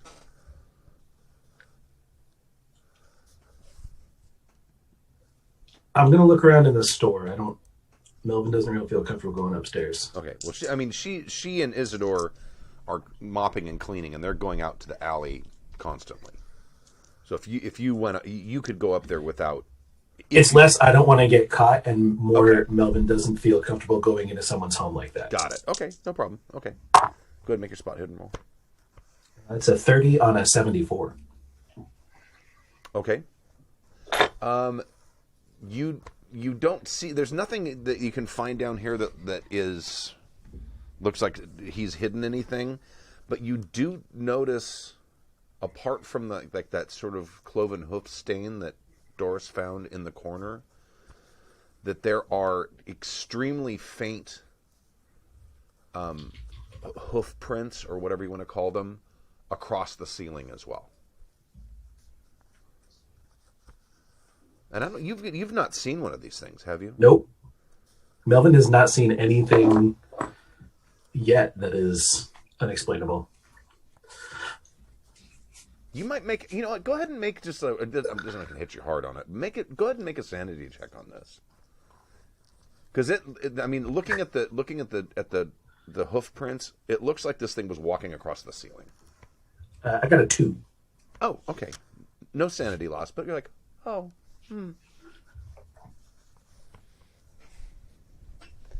I'll point that out to everybody. The ceiling.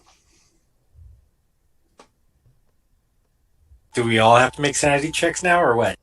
Yeah. So you guys, everyone else has everyone else seen Hounds of Tyndalos? I have. I know I have. Yes. Okay. I would say, yeah, go ahead and make them.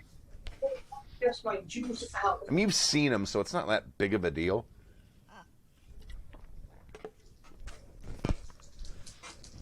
Made it, no Yeah, problem. all Melvin has ever heard is that they're called yogurt dogs, and he has no one will explain why. So, eventually, we'll have I'm to just going figure to that out. say that thank goodness for all that extra sanity I just got. Because I made it by 1 point. If you fail, you lose just 1 point. It's just like you're just slightly disturbed by what you're seeing. Now it's basically now you absolutely know that this is your kind of dog that came through here, not the regular kind of dog.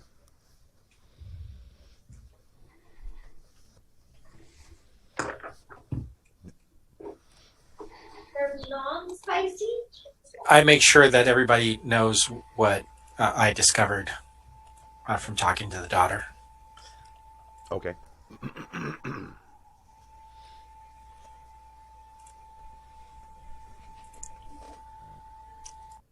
And you know, the bookstore and all that stuff.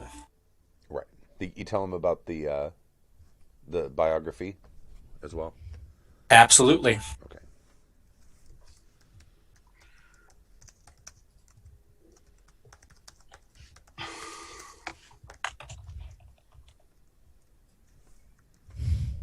Alrighty. So you guys get the place pretty much presentable and cleaned up, and you discreetly take care of the stray organ you found and all of that stuff. So,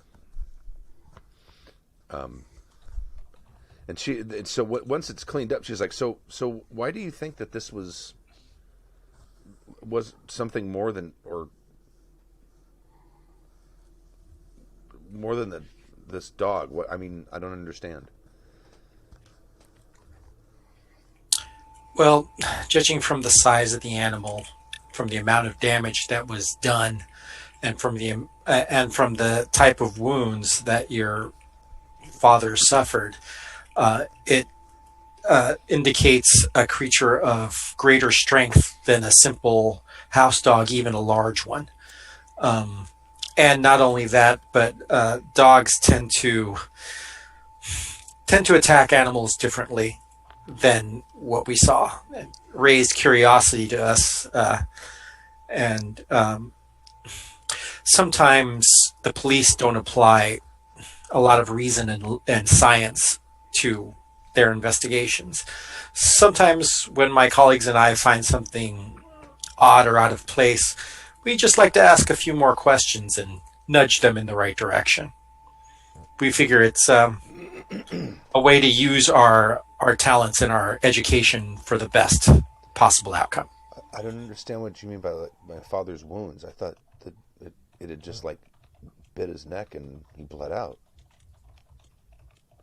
Clearly she's not seen the body, which you didn't realize, obviously, before. And I go, my dear, I don't want to upset you and to give you more detail than you need. Your father was attacked. We just don't believe that it was by a dog.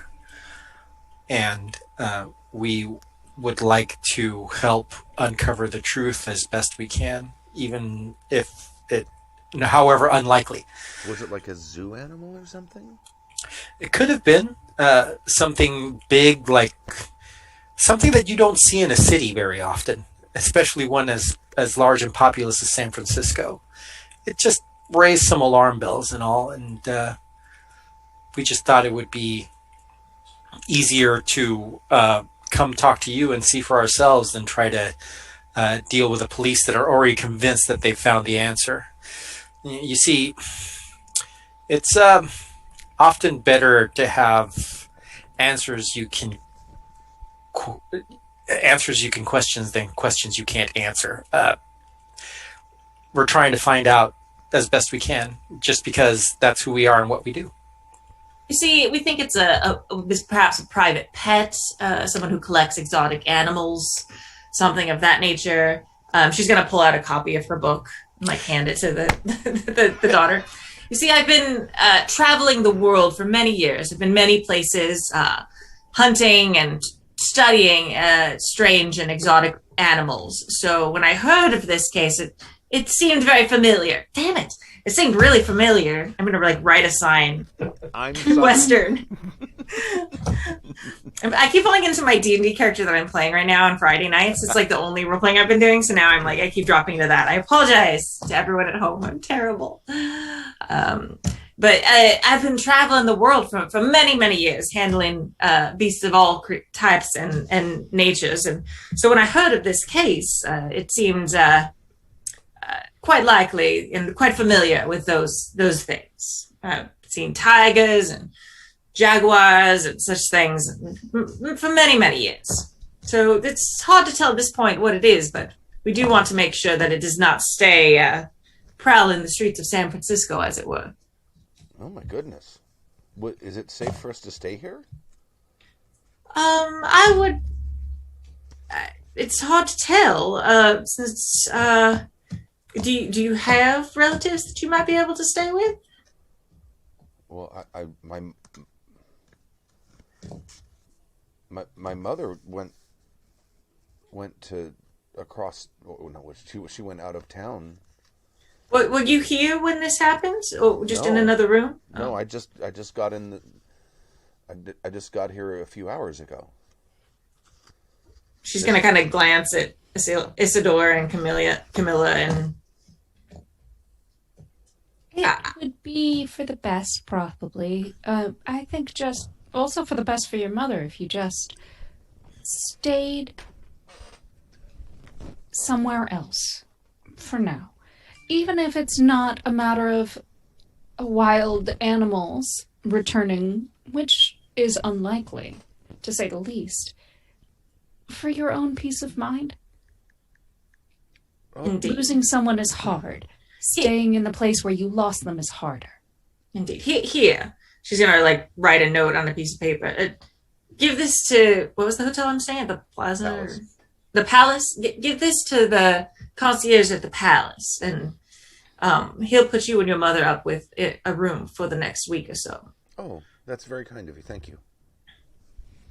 The Palace? I'm a writer.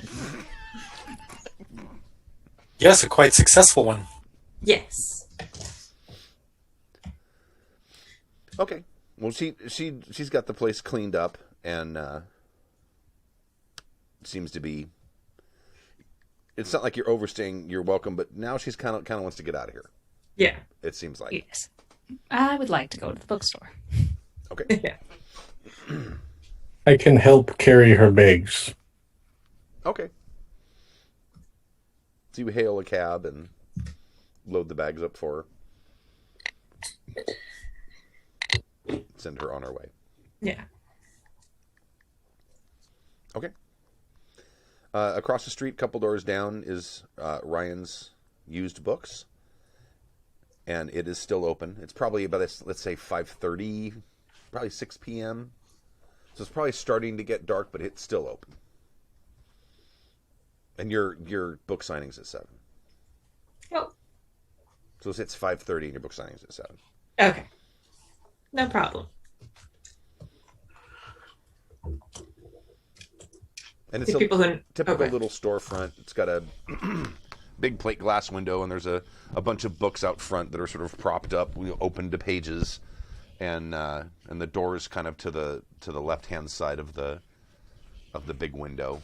And then the inside, it looks like there's bookshelves on either side, and then there's 2 rows of bookshelves in the middle that go. The bookshelves in the middle go up to they're about like 5 feet tall, and the ones on the walls go all the way to the ceiling with one of those slidey ladders that goes around. And then way in the back, you can see that there's a desk and a cash register, and you see an old man with glasses, and he has sort of the gray shoehorn style hair, balding pattern, and he has one of those little green reading lamp things set up on the desk, and you see he's sitting there, and the bell goes ding ding ding when you open up, and he kind of looks over his glasses when you come in, but he doesn't bother you. He's kind of just looks and then goes back to whatever he was doing. I am going to go directly to him. Okay. And, why, hello. My name is Camilla. I work for, the university library system. And a friend of mine had mentioned that you might be able to procure me, a text I have been searching for some time for the university. A biography of Thomas of Bath.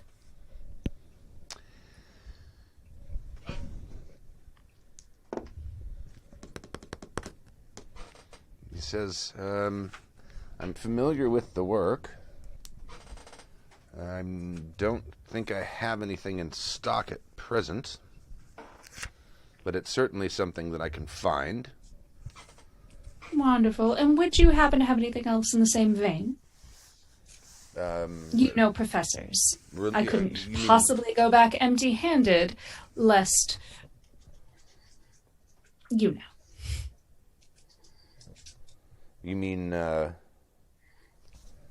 biographies of religious figures? 19th century religious figures? Is that what you're looking?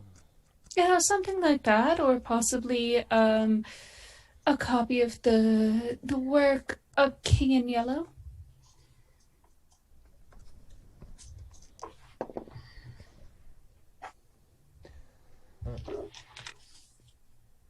So you're heading in that angle. That is a dangerous road. I'm not sure if you're aware of what happened across the street last night, but I happen to believe that it is related to such affairs. It is. And you have as much blood on your hands as that dog does for selling that book to that man. I told the man he should not feed that obsession. What else did he have that started it? Where did it come from? I don't know if giving you information about this sort of thing is the right way to help you. I think the right way to help you is to suggest that you drop it and go back to where you came from. Trust me when I say that my friends and I have seen more than our fair share. And the Hounds of Tyndallos are no strangers to us. He kind of looks at you confused. He doesn't. He's not familiar with that name, at least. That's the way it seems.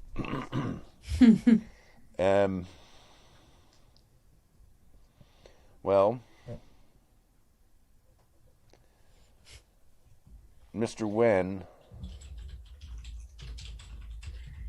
I believe it's something he came across. He was an academic in China, and he came across a writing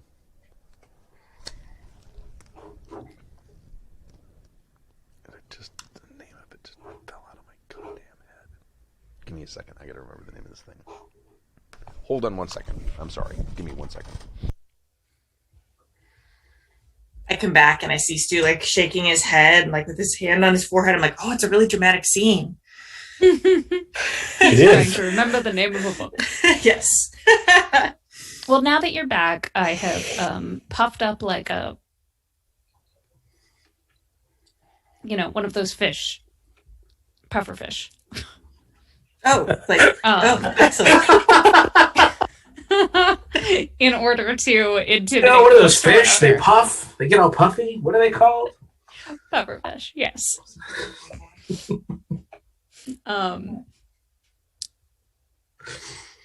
Symbols and metaphors are not my friends.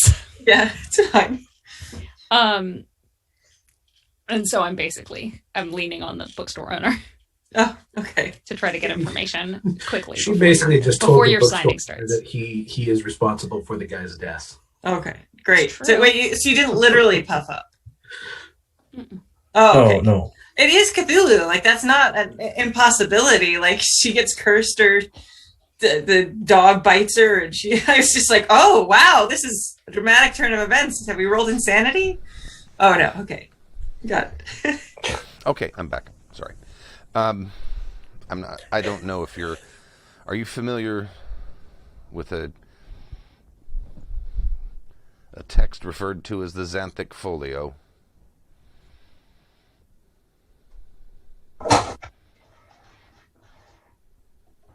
Not that I know of. Well, that thing you mentioned, the King in Yellow, is an interpretation of an older work, but it is not a work of fiction. It is a work of mathematics. Mr. Wen procured a copy of this folio in China before he immigrated here.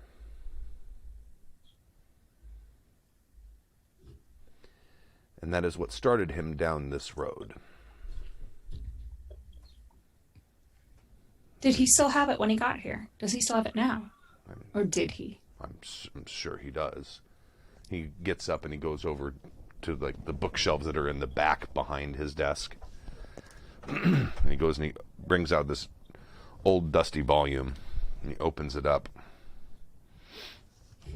And he shows you, he like opens it to a page and turns it so you can look at it. And he points down and says, "This is an illustration of one of the pages of the folio.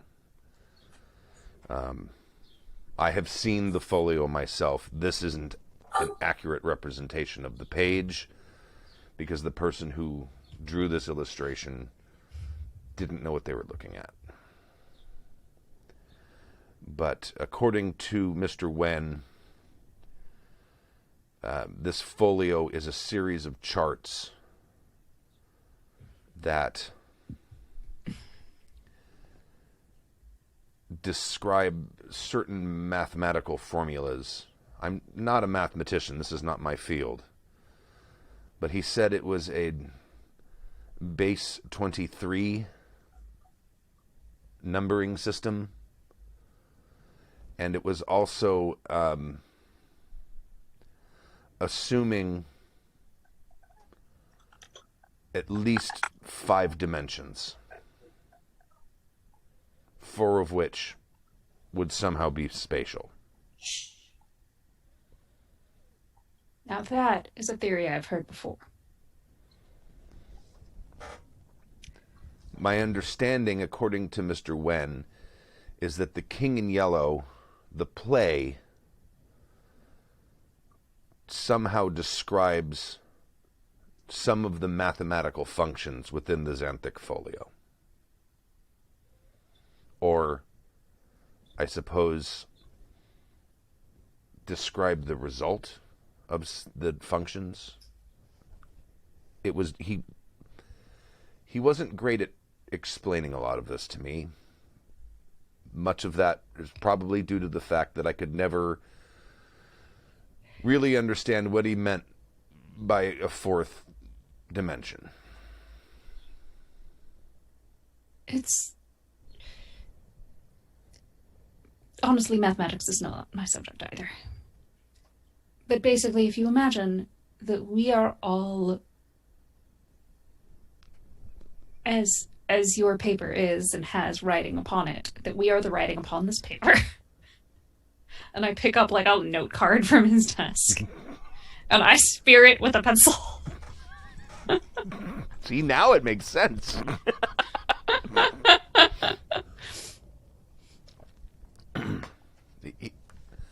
And upon that... You're wasting your breath. He tried. He tried for hours. For hours he tried. Well. Thank you for your help. And so this representation of the folio that you are showing me now is inaccurate as to what the folio actually is. And the only reason I know that is because he brought the folio here personally, and when What he was did it doing look research like? on it. It is a large, about a perhaps 2 foot by 1 foot, leather bound. The pages are made out of perhaps sheepskin, and it's inked, very faded, but very clearly. We tried to go. We went. It only has about 8 pages in it, and we went through each page, trying to see if the illustration was one of them, and it wasn't. It's more of just a representation of what the page sort of overall looks like. The symbols, and he's like pointing at the illustration, says the symbols here are inaccurate and incorrect. This is basically gibberish compared, at least according to Mr. Wen. Well, that's probably for the best for you. Thank you for your help. Of course.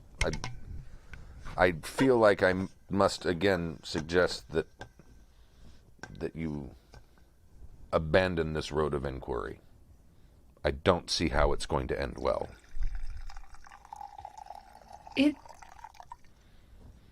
Abandoning it will make it end more poorly. Trust me when I say that. I think that, for what it's worth, you should play a lot more ignorant than you are.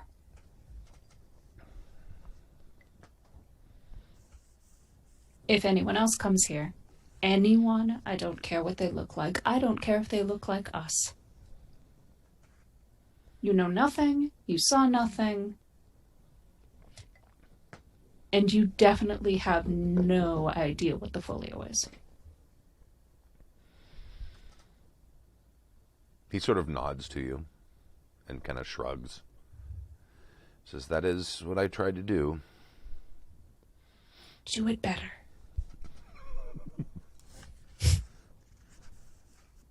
I wish you luck. God, I've missed you. We need to go back to the apartment. She has, I think I already told you she had since left. Yes, that's for the best. We have to find that folio.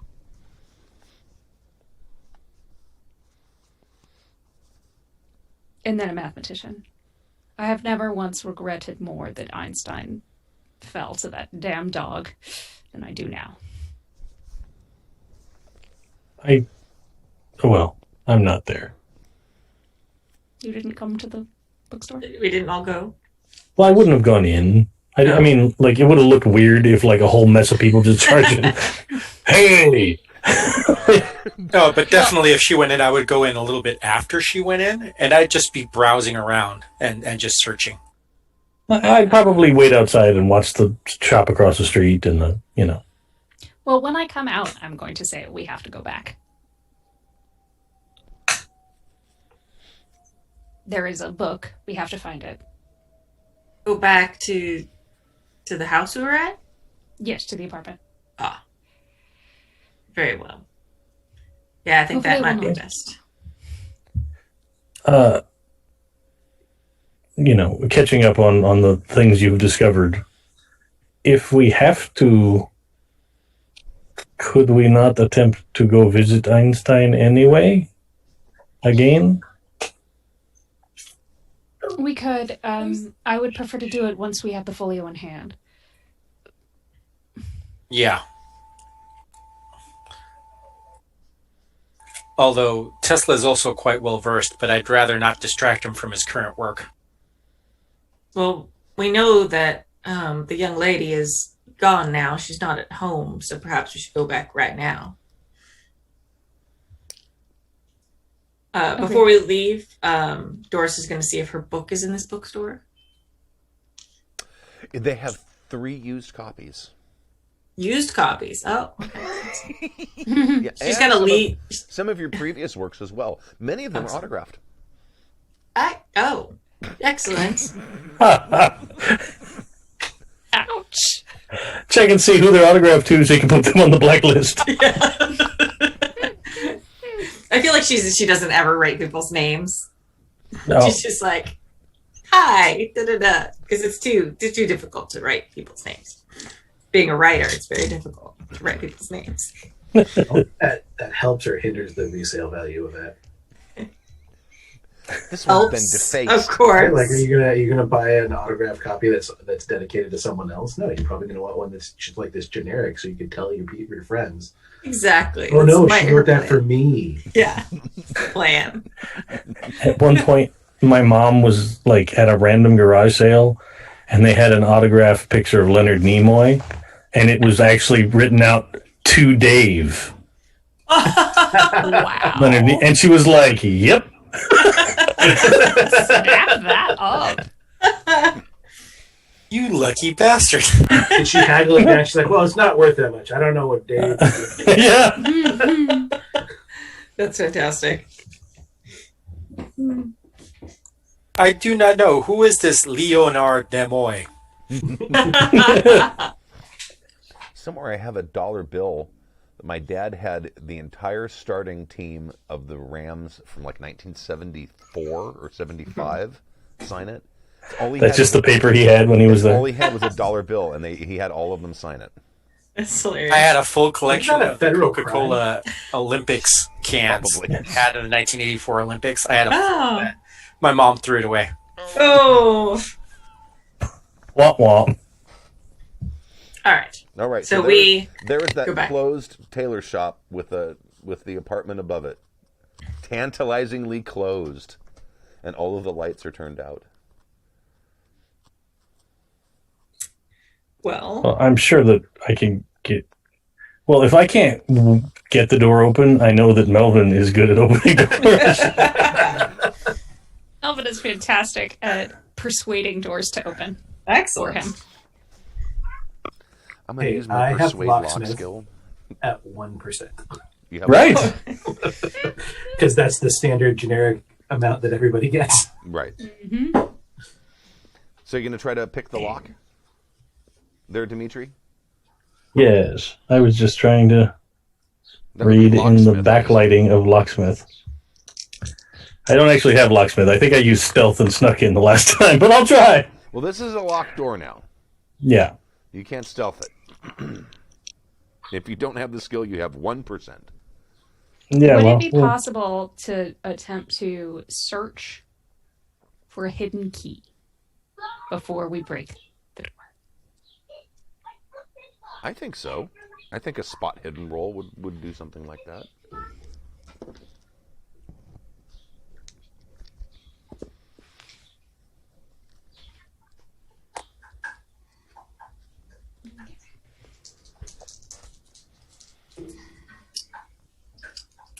It's a 60 under a 70. Okay. Yeah, you find it. You find a key. It's like above the door jamb. Up high. Thank goodness it wasn't luck. Does anyone have lock picking or a locksmith? So I found the impervious. no. It's not impervious. We'll get through that door. Okay, so Just not in a clean way. I got a strength 70. That's how it's my locksmith. all right. So you open the door and you're still hit with that sort of rusty, acrid smell of the giant blood puddle. The smell is still there, although there's some bleach and probably Ajax or something mixed in with it at this point. So you are inside. Is everyone going in, or is people staying outside to be on the lookout? I think we better set up some lookouts, and I think the only people that necessarily need to go in and look is the person that knows what the book looks like, Well, I've told everyone what it looks like. and actually probably me, since I know where he kept most of his books. I have a feeling that this isn't going to be where he keeps his normal books, though. No, Right. it I would feel definitely be hidden. yeah. Doris is going to suggest that Melvin goes in because he knows about stuff that's hidden, Exactly. and That was going to be my suggestion as well. and Doris is going to offer to stay outside to kind of keep watch. Yeah, I would watch. I mean, like, unless somebody wants me to go inside, I'm happy to try and guard the place. You also have very good sneaky and spotty skills, right? So Well, sneaky, yes. Spot, fair to middling would be the way I would describe it. Okay. So who is going in? Alvin's going to go in. Okay. And I guess, I'm really uncomfortable about it, but he'll go upstairs. and Okay. Isidore and Camilla. Okay. And just think of it as for the greater good. Would each of you like to make a spot hidden roll? Abs. I got 39 out of 70, under 74. I have 15. bad news to report. Did you I have roll rolled a one? 100. Oh my god. At least we're not in the dreaming.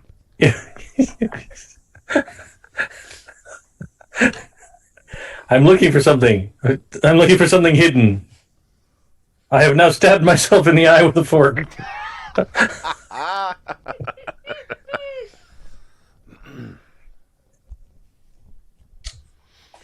Okay, we'll address that in a second. Okay. Camilla, did you make your roll? Yeah, I made a 15. Out of 70. oh, okay, all right.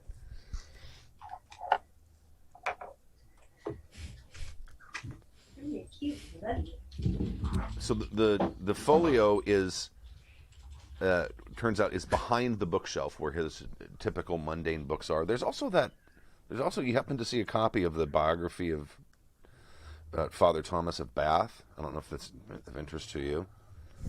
Yeah, I'm gonna pull it. Okay. And then behind it, sort of like tucked down behind the bookshelf, is the folio, and it's this leather volume, very supple leather, and the pages inside look like maybe they're skin, like lambskin or something like that. If what you're hinting at is that I'm picking up a book made of human skin. No. Oh, Okay, cool. No. 'Cause that's what I thought was happening too. I was like, oh yeah, we I all was know there. what that's. I was along with that one as well. Yeah. I assumed that when the dude in the bookshop was talking about it. I'm like, Same here. Yeah. It's like, ooh. It was like, I think sheepskin, and I was like, Nope. That would be two-legged mutton. Long sheep. Long sheep. the greatest game. And so you're there, and then Isidore is in the bedroom, and he's like rummaging along, looking behind furniture and stuff like that. And there's like a door, so he opens the door up, and there's another door. And without thinking, because he rolled 100, he opens the other door, and he's in someone else's bedroom. And the woman screams, "Ah!"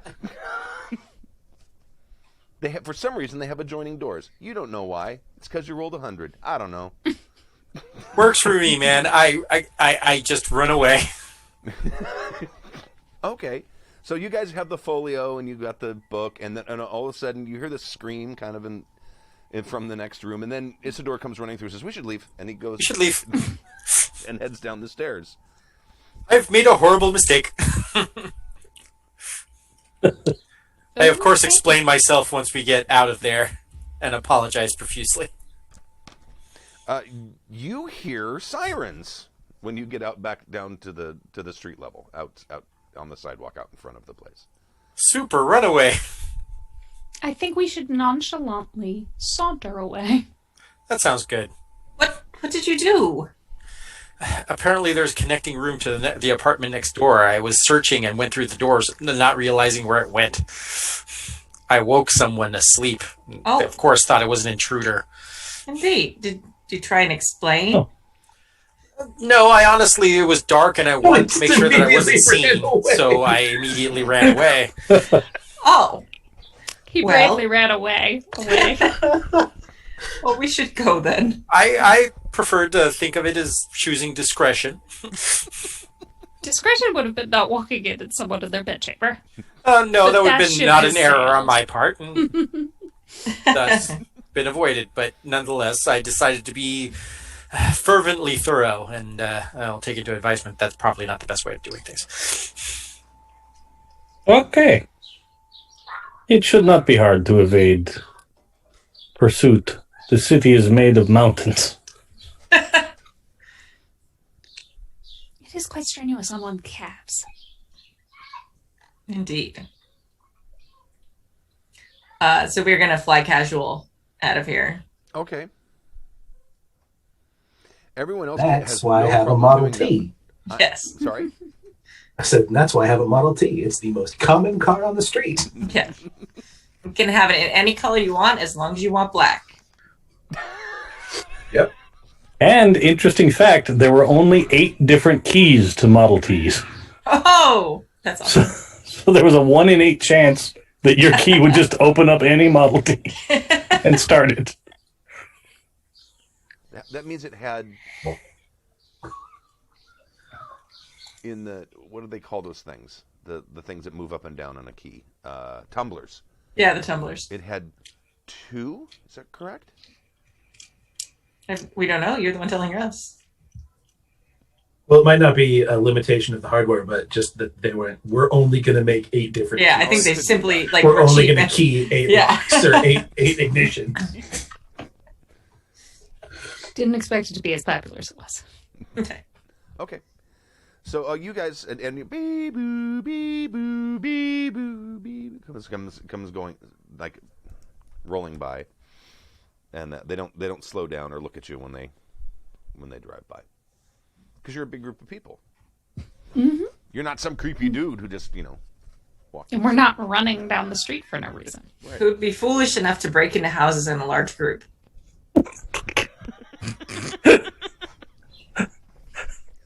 Okay. Right? Our exact MO this whole campaign is just breaking into houses in a large group. Only a bunch of idiots would break into a house with more than 2 people. All right. So where are you guys going now? I think we have to get Doris to a book signing, don't we? We do. Yes, I forgot about that. Yes. What time is it? That's probably like 6:30, 6:45. Yes, Pretty we need to close. go. You know what? You'll just be fashionably late. It'll be perfect. That's true. What time is your signing? Do they have like a 7? warm-up act? No, of course not. I don't need a warm-up act. No, do the warm-up act. Your signing is at 7. Yes. She's her own warm-up act. No. She's like They Might Be Giants. They open for themselves. Yeah. So you get to the bookstore. There's a line of people outside the bookstore. Excellent. I'm very excited about this. Actually, cool. like a good size line, like maybe 30, 40 people. It's a big Oh. line. Wow. There's actually a cop outside because there's so many. There's so many people here. There's such a large crowd in the evening hours that they stationed a cop here just to make sure to keep things in order in case there's a riot for your signature or something. Doris is very pleased by this. Like her smile just like don't need to take over her whole face. Super happy. Why don't you do you have a place that you are all staying? We're in Yeah. next door. Yes. In very small hotel rooms next to your big hotel rooms. Oh, excellent. Very good. Well then perhaps I should meet you there later. I mean, you're welcome to Be stay. It seems like there's a line, but I'm sure you get through it very quickly.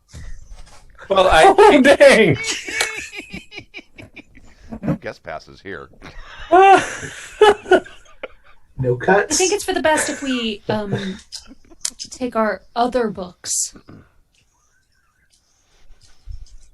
let's take our other books and retire and do what we can while you're busy with this. Oh, yes, of course. Yes, of course. Very good. Okay. Someday we will find a book written in Russian. I will help. I've got the Keeper's Companion Volume 2, and it has all kinds of different... Russian books. I've dedicated my life to learning several languages, and very few of them have been useful. So, There was Well- that one time I got to use French. That's It's true. okay. So you go inside to your adoring fans, and the rest of you drive to your hotel and go up to your rooms.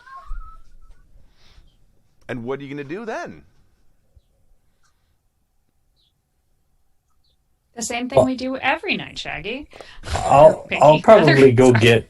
that was a It's an burgeoning entirely, paradigm. it's an right there. entirely different show, and I would still watch it. Hell yeah. Like megalomaniacal Brain. Scooby. Tiki and Like- the Brain meets Scooby-Doo. I totally watched the crap out of that, yeah. I'm shocked that's not already a thing. Yeah, me too. You'd never be allowed to reference anything.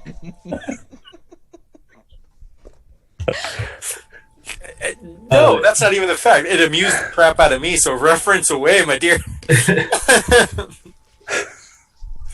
Are there doors that connect our rooms in this hotel? Sure.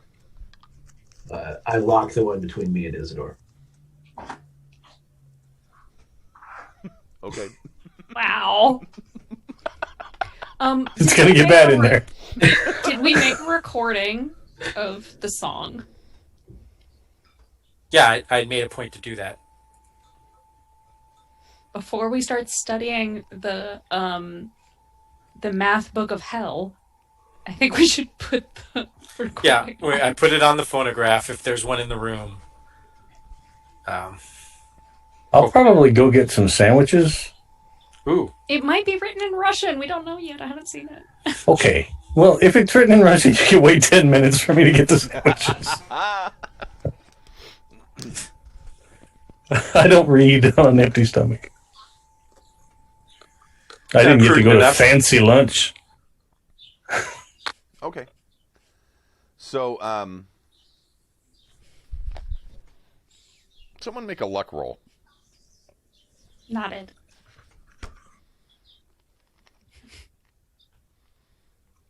I don't know if anybody's luckier than me. I got a 17. There you go. What is your luck skill? Or your luck stat? My luck stat is 57. Okay. All right.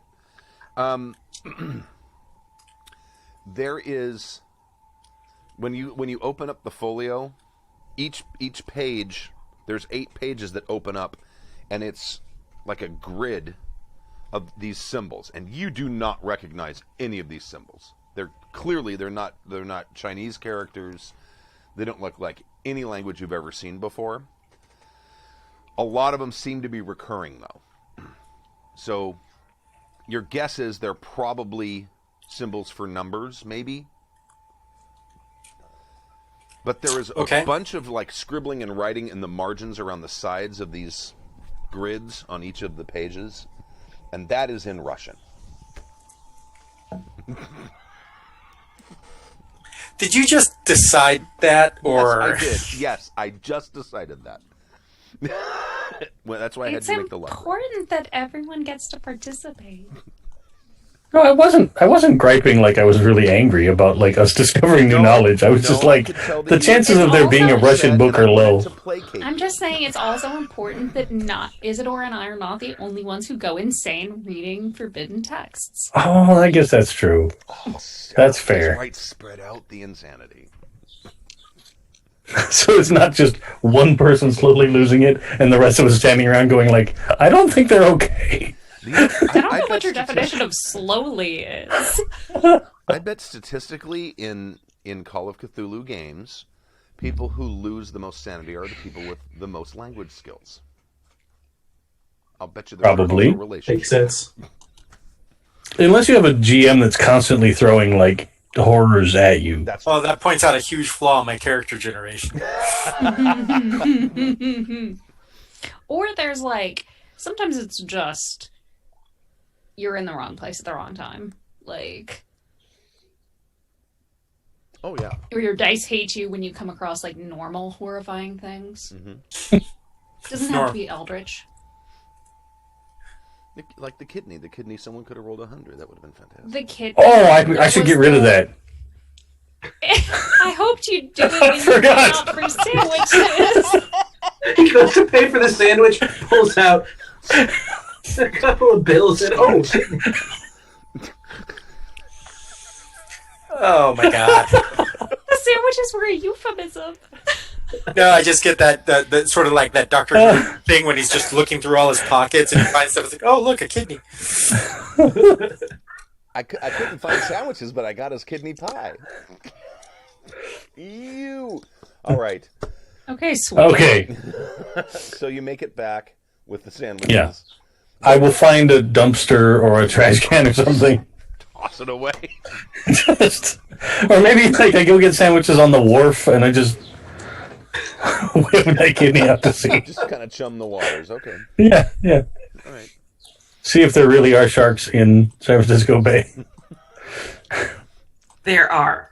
Yeah, sure, but Is in fact one of the great white habitats that is most studied because of how many of them there are.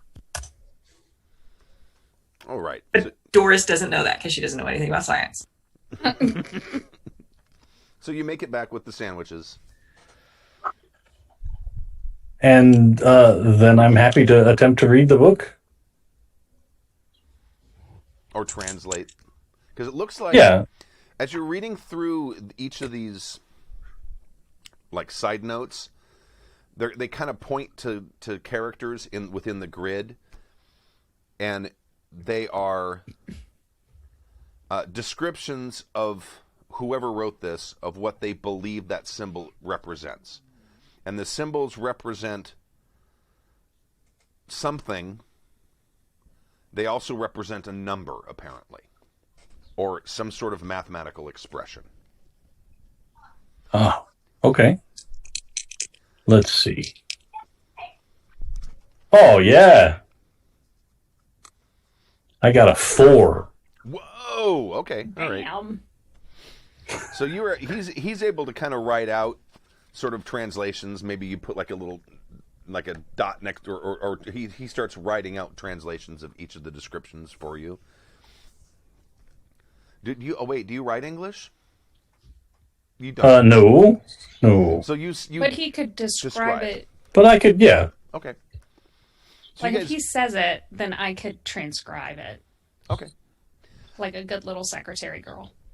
So you guys, this is going to take you most of the night to do this, because I mean, it's all in very tiny writing. It looks like a little spider wrote it, because there's not a lot of space in the margins for this stuff.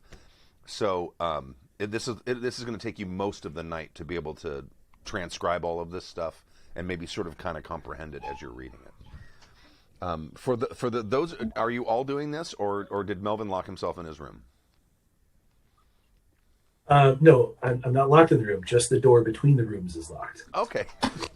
So you're all in the same place? But I'm sure we'll all be in the same place. Okay, so you're all being exposed to the same thing.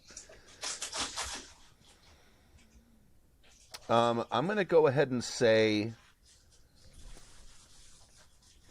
it's describing a lot of things, and you don't even know what they are. One of the things mentioned, Hound of Tyndalos is mentioned. Hastur is mentioned. Bayaki is mentioned. There's even a little brief description, in case I haven't mentioned before, that the skull that Doris found so many sessions ago was a Bayaki skull. I don't recall hearing that word. Okay. I mean, we did talk about like a giant bird that I rode the back of. Oh, that's right. Oh, yeah. Dreamland, but I don't know that we ever actually I don't. named it. Yeah, exactly. Yeah. Kitty. So, and most of them are referencing things that none of you have probably ever heard of.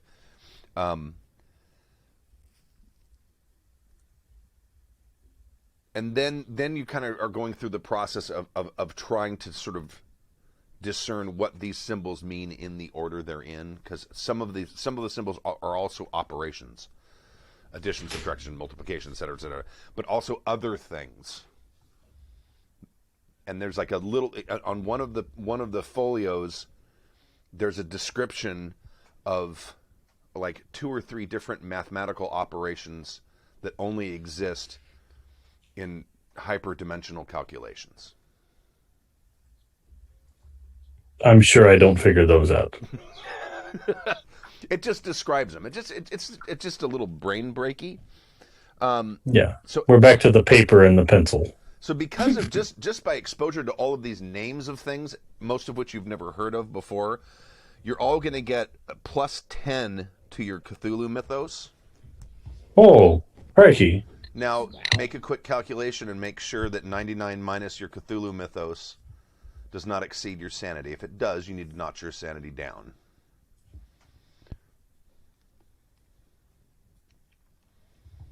Before I have you actually make the sanity checks.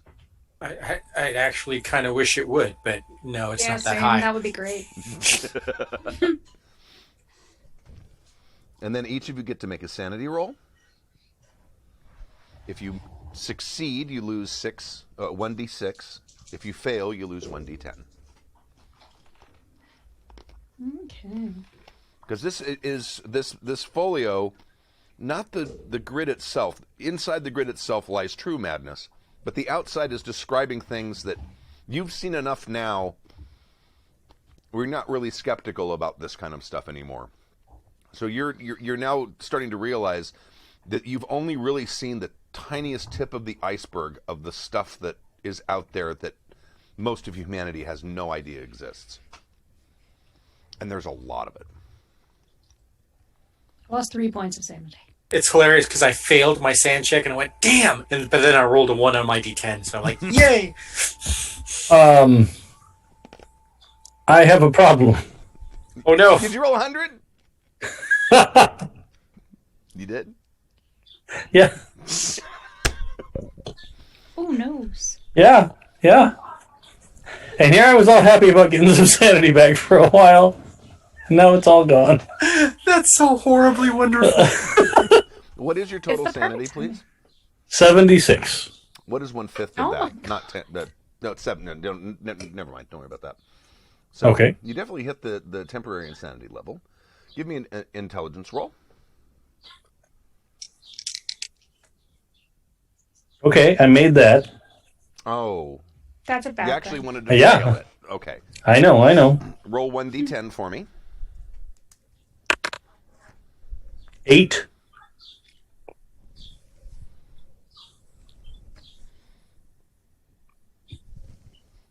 Okay, so this is actually making my stomach ache. Oh, it's going to get worse. All right. I'm just glad I got rid of the kidney before this happens. Same. That'd be hard to explain when I end up arrested for some madness. And how It's much? okay, we Did won't let that happen. how much did you lose, Camilla? 3. So Dimitri, you lose 10, and then Isidore, you lost 1. I lost the 1 point, but I failed the roll, yeah. Okay, and Melvin. I rolled a 56 under my 60 in sanity. So roll 1d6 for your sanity. So succeeding, what, you only lose 1d6? Yeah, you lose 1d10 if you fail. I lose 1 point. 1 point. Okay. All right. Doris, you're going through signing books, and then and you're like 2/3 the way through the line, and then more people are showing up. Whoa. Book is very well received. Nice. People are asking all kinds of questions about they ask questions about your adventures and stuff, of course, but they also started asking questions about the people that you had some of these adventures with. They ask a lot of questions about Isidore, they ask questions about Camilla, and they ask questions about the doctor, Dr. Freeman. And they want to know about like the whole thing. So you're getting a lot of questions, and that your publicist is there. And he's kind of moving people along, keeping things going. And this kind of tall guy, he's like about 6'6", 6'7".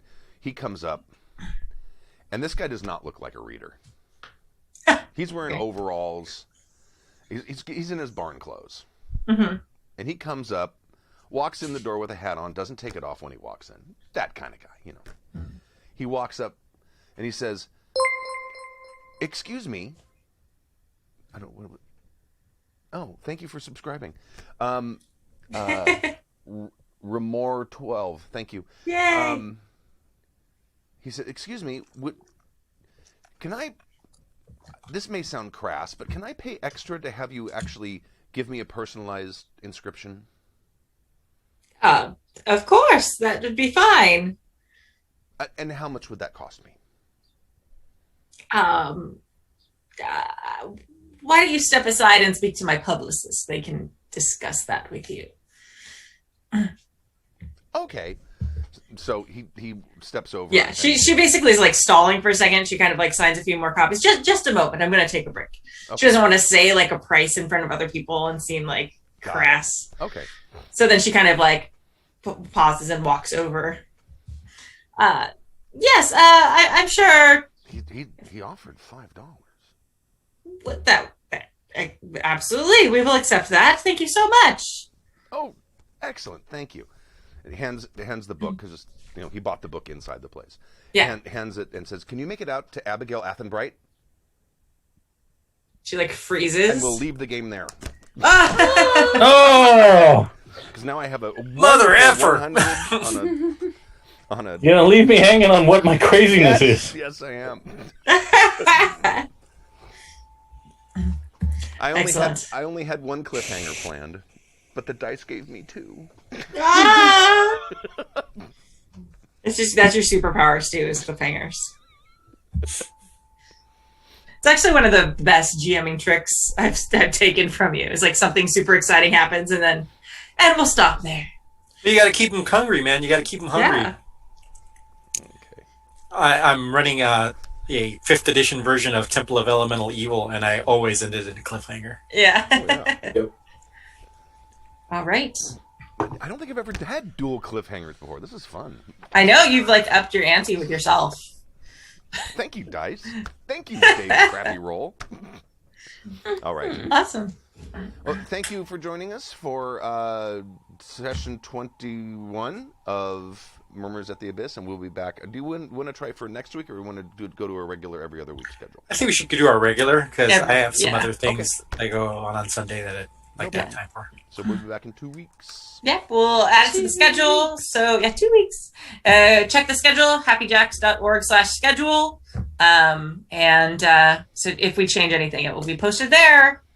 Thank you very much. And Oh yeah, and if you want to catch up on this because you just watched it, I promise I'm better at remembering the accent in other games, and I will be better next time. You can go to happyjacks.org/murmurs at the abyss with no spaces in it. And there's a whole list of all the podcast episodes and a link to the YouTube playlist. excellent. Yeah. Go. Thank you very much. And we'll see you. I'll see you tomorrow night in space with Bill for Yuma Station. Yeah. Nice. That's good. I'm going to definitely be watching that. It's good to see Bill running something. Oh yeah. Traveler. The podcast. Yeah, I mean, the podcast. And versions you are all both- survived character creation, which is its own Yeah, feat. things went pretty well. Character creation in the You still can in 2.0, but they made it exceedingly rare. Yes. Mhm. You tend to just get maimed rather than killed. Right. Like Stork. Right. All right. Thank you very much, and we'll see you. Anything else? Anything else mentioned? No. I think we're good. Okay. Bye. bye.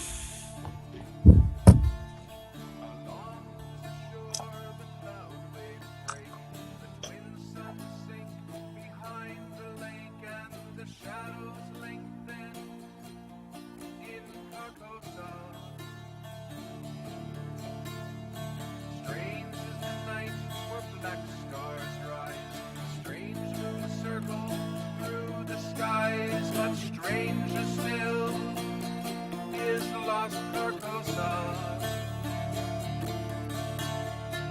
Song of my soul, my voice is dead.